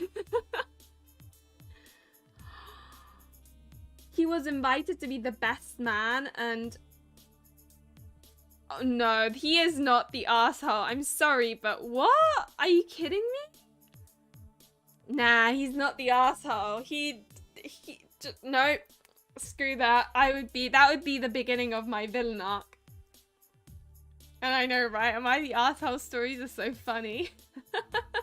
Because they're not, if you were in that position, it wouldn't be, but because you're not, it's like reading like gossip news or something. Undergrad parties. Oh my gosh, Bear. I was like kind of thinking this is the sort of thing that could happen during college. Anyway, oh dear, Sebastian is not okay with that. Oh yeah, we've got commentary. I love these guys. These are my favorite people in this game. They make me laugh. They're so cute. I found my mind wondering what kind of boyfriend Julian would really be like. He was mostly kind to me, minus some mean teasing and mild bullying, even if he was an asshole to everyone else.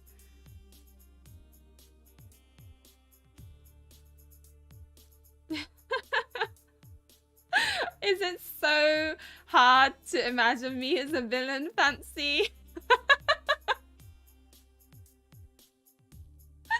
Oh, Lydia, I like that. Makes you sound cool. I like the sound of that.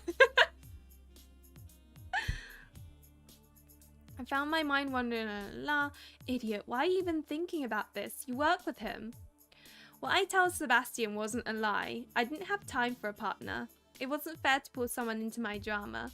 I didn't have the energy for something else in my life. I was used to being alone now, but suddenly I felt so lonely. Oh my god, this is so cute! Oh, the main character's so happy! Aww.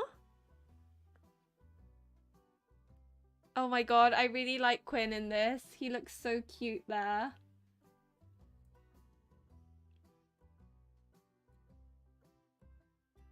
The reaction of seeing the runt of it is worthy drama. Oh my god. You know, speaking of that, it's funny. I can't remember why, but I can't remember why or where it stemmed from, but I sent a message to my boyfriend saying, if I were a goddess or a god, which one would I be like? I can't remember why. There was a good reason behind this. And he picked, I don't know if it was Aphrodite or something, but the reason wasn't because she's pretty or anything like that. He went, because you hold grudges, and if someone pissed you off, you would cause disasters. And I'm like, really? That's why? What is this?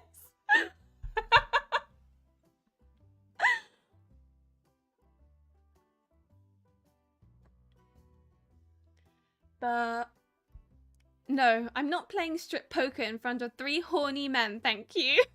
I love that.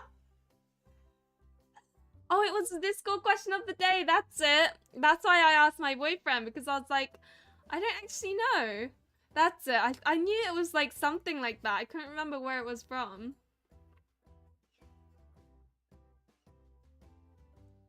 Quinn burst into laughter. Although he had drunk a lot, he still seemed clear-headed. I was starting to think maybe Sebastian was getting tipsy. He was getting more physical with Quinn as the night progressed. Julian shuffled the cards Quinn had materialized as Sebastian began kissing. Oh god, he's now kissing Quinn's neck now. You and I can play strip poker later, Quinn enthusiastically agreed while Julian groaned. I'm so glad Julian is here, Jesus. I could tell at this point Quinn would say yes to anything Sebastian requested, and I dared not imagine the depravity of their imaginations. I need a refill. I grumbled, stood, and walked into the kitchen. I had drunk lightly through the night, but now I was regretting not drinking more. Let me get you on too, puppy. Puppy? Oh, God. You can't see me being mean? See, I'm a coward. I can't be mean to people in their face. Like, that just doesn't happen. I really struggle. I'm too much of a coward for that.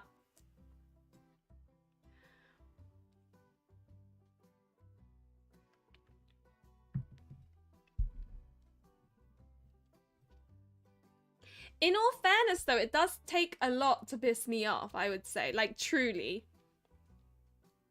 I take a lot of punches before things go down, like, based on my friendships. That's why Ray's always like, oh my gosh, you just, like, let people walk over you, and I'm like, I can't help it. I can't help giving benefit of the doubt for everyone. I can't help it. Everybody needs them, Jesus. It was maybe a week ago. Yeah, what goddess would you be? Or what god would you be?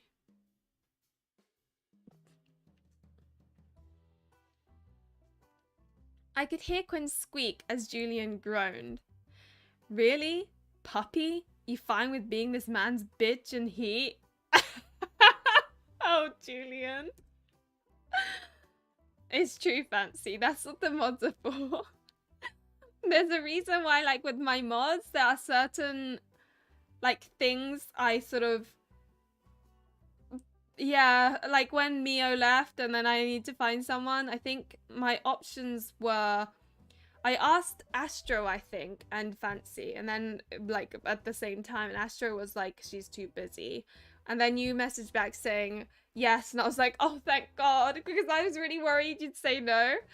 It was like kind of a process of like, because I wanted someone that isn't, I don't know, it's really hard to explain, but that's why when a mod quits, I'm like, oh no, this is gonna be tough. Who am I gonna pick? Like, it's such a devastating.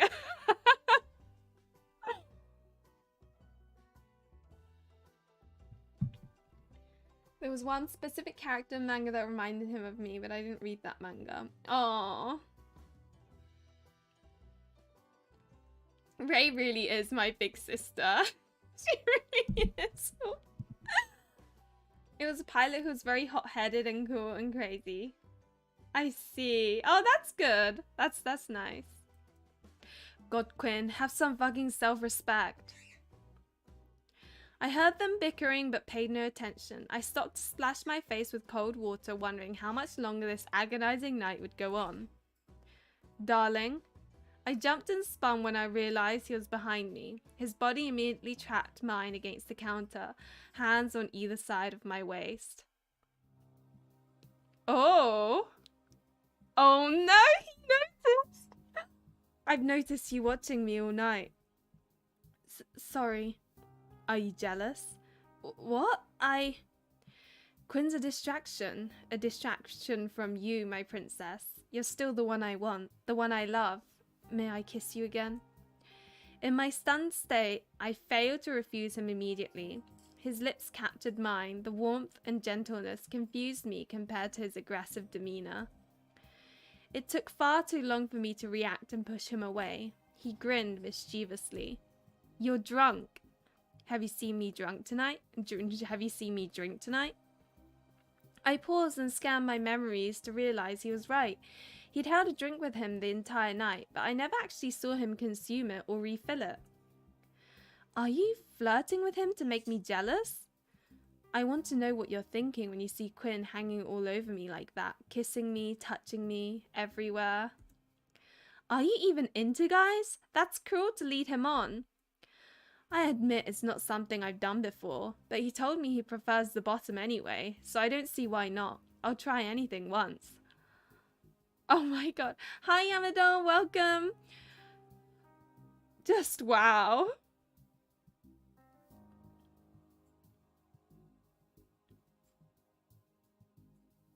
Oh, this is juicy. My face burned with embarrassment. That's something I never wanted to know about Quinn. So, you're going to sleep with him? That depends on what you want, darling. What I want? Yes, you. But you sneakily avoided my question. Tell me, what were you thinking when you watched us? Jealousy? Loneliness? Longing? Anger? Frustration? I'm not even sure how I feel anymore. Did you change your mind about us? I'm yours and yours alone if you'll have me. Will you claim me? Are you jealous? I want to pick this. I don't want to admit it.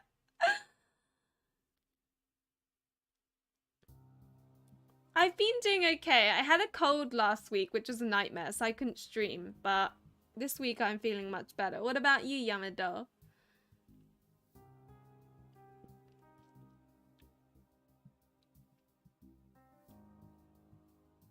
It changes everything. Come with me.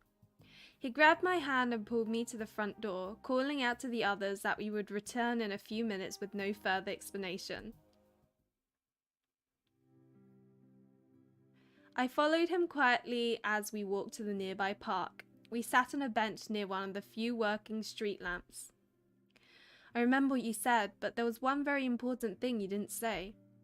Didn't say? Yes. You never said you didn't want me. He approached me for a kiss, but I quickly pressed my hand into his chest to keep him at a distance. That doesn't change anything. Maybe it was the alcohol, maybe it was the depression, or stress, or fear, or despair, or any of the dozens of emotions that overwhelmed me, but it all came crashing down. I began to cry. He quickly pulled me into a hug and rubbed my back. I want to be with you, and you want to be with me. Nothing else matters to me, but I hear you. I understand. You're overwhelmed, exhausted, worried, and most importantly, I think you're afraid of loving someone and getting hurt. You don't want to risk the pain. He held and soothed me until my tears slowed. I'm going to ask you to give me that chance, darling.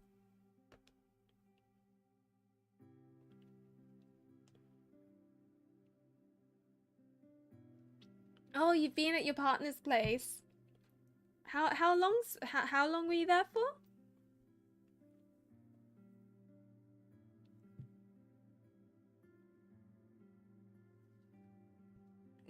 Do you not think a drunk person can, or is more likely to lie about certain things?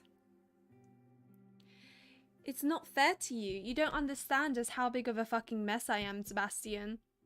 I'm afraid of the dark like a child. I'm claustrophobic too. My family is full of criminals, and you do not want to be part of that. I'm flunking school. My dead-end minimum wage job is killing me mentally and physically. I have no free time. I'm depressed and unmotivated and suicidal, and I was abused and I was startled when he kissed me into silence. I jumped back with a surprised gasp. I hear you. I hear all of it. I still love you and I still want you. I'll support you. I'll help you and protect you. I can handle you and your drama and your problems. I promise. You'll grow to resent me. Impossible. How can you be so certain? Because you're my soulmate, darling. Nothing in this world will ever separate us. Until death do us part? I snickered, thinking of it as a joke, but he shook his head in disagreement. Not even death, my love. Do you know how crazy you sound? Everything I've said is true. I trust you believe that, but again, it doesn't change anything about my life. I'm flunking. I'm trapped in this job, and I have no idea what to do about college or my family. I'm a miserable mess, and I'll never be able to give you the time or attention a partner deserves.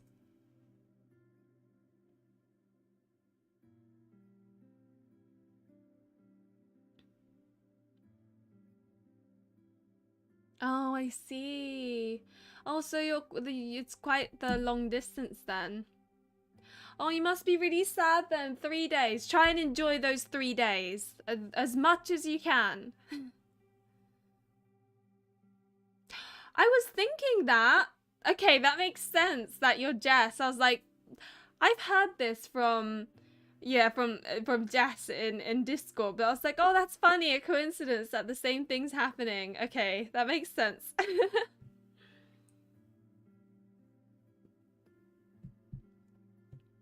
Move in with me and quit your job. What? Right, too fast. I could move in with you and Quinn instead. Well, we don't have a third bedroom. I'll sleep on the couch until you're ready for me. You've got to be joking. Not in the slightest. I want an excuse to be close to you. I don't mind the couch, and the rent money is meaningless to me. Quinn suspected you were rich. I guess he was right. Huh, is that so? Is he into me just for my money? No, he totally thinks you're hot and sweet. Do you? I blushed and looked away shyly. Maybe. I felt his breath against my cheek as he wrapped his arms around me again and pulled me close. He kissed my ear teasingly. I think you're hot and sweet too, but back to the topic at hand. I'll give you a choice, but you have to pick one. Quit your job or quit school. I can handle your family. You don't understand. I know who your mother and brother are, trust me. The Viotto family is well known in the underground. Doll. You know? Quinn isn't wrong. I come from money. I am familiar with those kinds of people, for better or worse. My stomach knotted nervously. The idea of him facing my family unsettled me. You could get hurt. I get the feeling you will get hurt if we do nothing, and that is not acceptable. I don't know who is more important to you, so I'm going to make you choose. Option 1. Quit your job. I'll help you financially. You can focus on school, avoid drama with your family, get a degree, and figure out what to do with it later. Option 2. Quit school. We'll deal with your family together, and you will get out from under your mother's thumb. Then you can decide on the future you want. As long as I'm in it. Or option 3. Run away with me and leave all this bullshit behind. And by the way, even if you don't choose it now, that option is always available.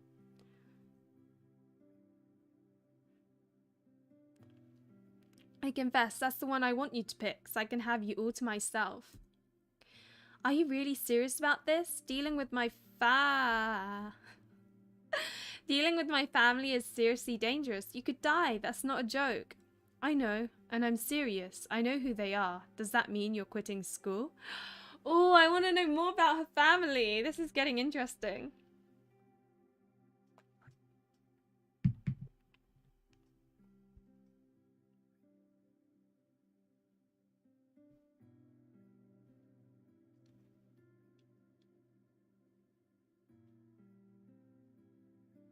Various stats on the characters, sexual interests and personality types. Ooh. Okay, so by plane it's only 1.5, but yeah, 9 hours in a car, that's quite a long way.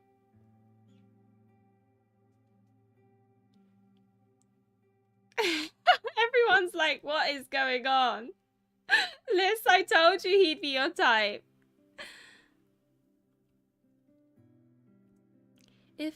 If I had to pick based only on what I want, and if I pretend I'm not terrified of the consequences, then I would pick that. Perfect, then it's settled. I just need some info. Do you know who will come and how soon they will arrive? My brother first. Between 2 hours or a full day, depending on how fast Mum finds out. If he failed somehow, which has never happened, then my mum will come after me with her army of goons. If you texted your brother, would he come immediately? Yes, but that would be suspicious. Good to know. Will he harm you? Only if he feels like he has to, but he'd never kill me. Also good to know. Alright, here's the plan. We go back to the party and have fun, and I'll end things with Quinn. Oh god. Oh god. I'm so, like, I need to play Brandon's route, don't I? I'll add this to my, like, I've only recently bought a bunch of games. I can't buy it yet, but I will put it in my wish list.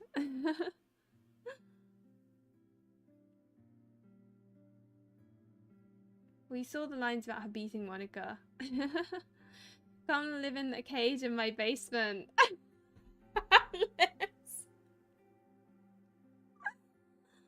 Oh no.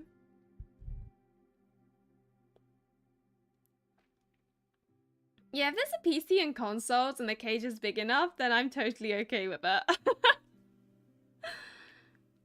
We'll sleep and have a good night's rest, and first thing in the morning you can drop out. I'll handle everything else. You make it sound so easy. If you die, I'll never forgive myself. I won't die, darling. I have far too much to live for now.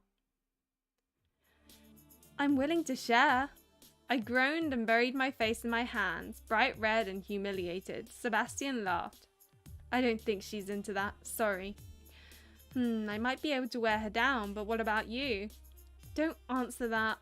Well, if I'm being honest, I get jealous pretty easily, but if you both were mine, I'll just sleep in the park tonight. Sebastian laughed again as he blocked my path out of the apartment. Don't worry, my queen, you'll always be my number one.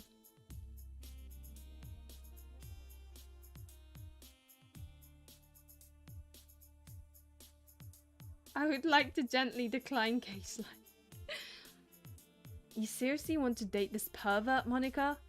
Oh, don't you dare pretend you wouldn't sink to that level to have her. Fucking hell, Quinn. I have some self-respect. Yeah, right. Keep telling yourself that. I love it how Quinn is so, like, chilled about the whole situation. After the bickering and teasing settled down, we played a few more games before calling it a night. Julian left, then Sebastian and I had a quick conversation with Quinn about the plan. While Quinn knew my family was trouble, he didn't know the extent of it, so he agreed without argument before heading to bed. I'd like to stay. I'll sleep on the couch. That's really not necessary. Nothing will happen. Let me rephrase. I'm staying here tonight unless you kick me out. Oh, okay, I guess. He comforted me about my worries, then kissed my cheek goodnight before we both went to bed. I knew it would be a long night with little, if any, sleep. The next morning, Sebastian and I went to the college campus. We were there for hours. I checked repeatedly that it was supposed to be confidential. The same had been said when I changed majors. I knew it was impossible to hide anything from my family, but a tiny part of me prayed they'd never find out so I could live in peace. Sebastian treated me to an early dinner, keeping me distracted and entertained, preventing my mind from wandering into a downward spiral of fear. If someone had notified her immediately, then I expected my brother to arrive around nightfall. He wouldn't bother with a phone call for something this extreme. I found it strange how eager Sebastian seemed to confront my brother, but he repeatedly assured me he would handle everything. While out shopping with Sebastian, my phone rang. I answered when I saw the caller was Quinn. He's here. Ooh. How much longer? Oh, well, how much long would you say this is a halfway point, or am I past that, or am I not even halfway, or?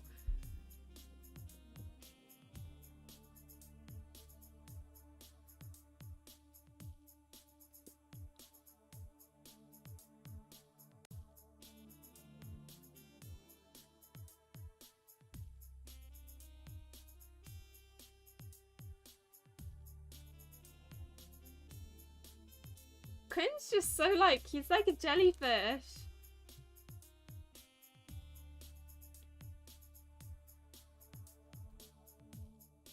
Past halfway. Okay, maybe I'll do another stream of this. Then, maybe. I do need to finish Tokimeki Memorial, so I don't know whether I do this next week or, you know. Can't see exactly.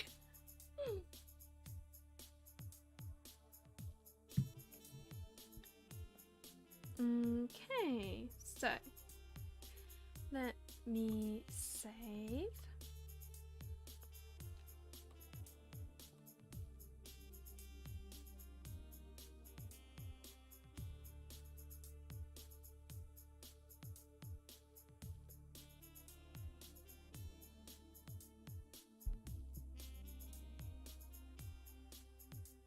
Okay.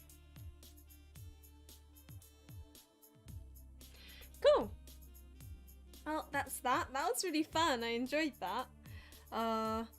So yeah, I'll probably stream the next half. I don't know when. Maybe next week? I'm not sure. Yeah, he's been way too chill with Sebastian.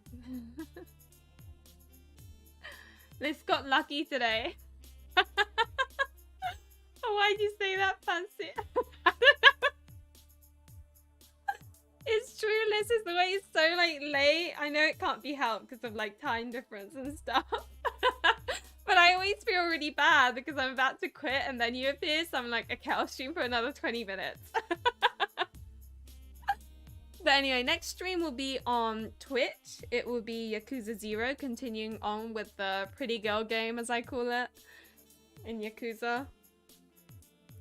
But I'll probably continue this either next week or the week after, because I kind of want to finish Tokimeki Memorial, because I've got like one stream's worth left, and that would be nice.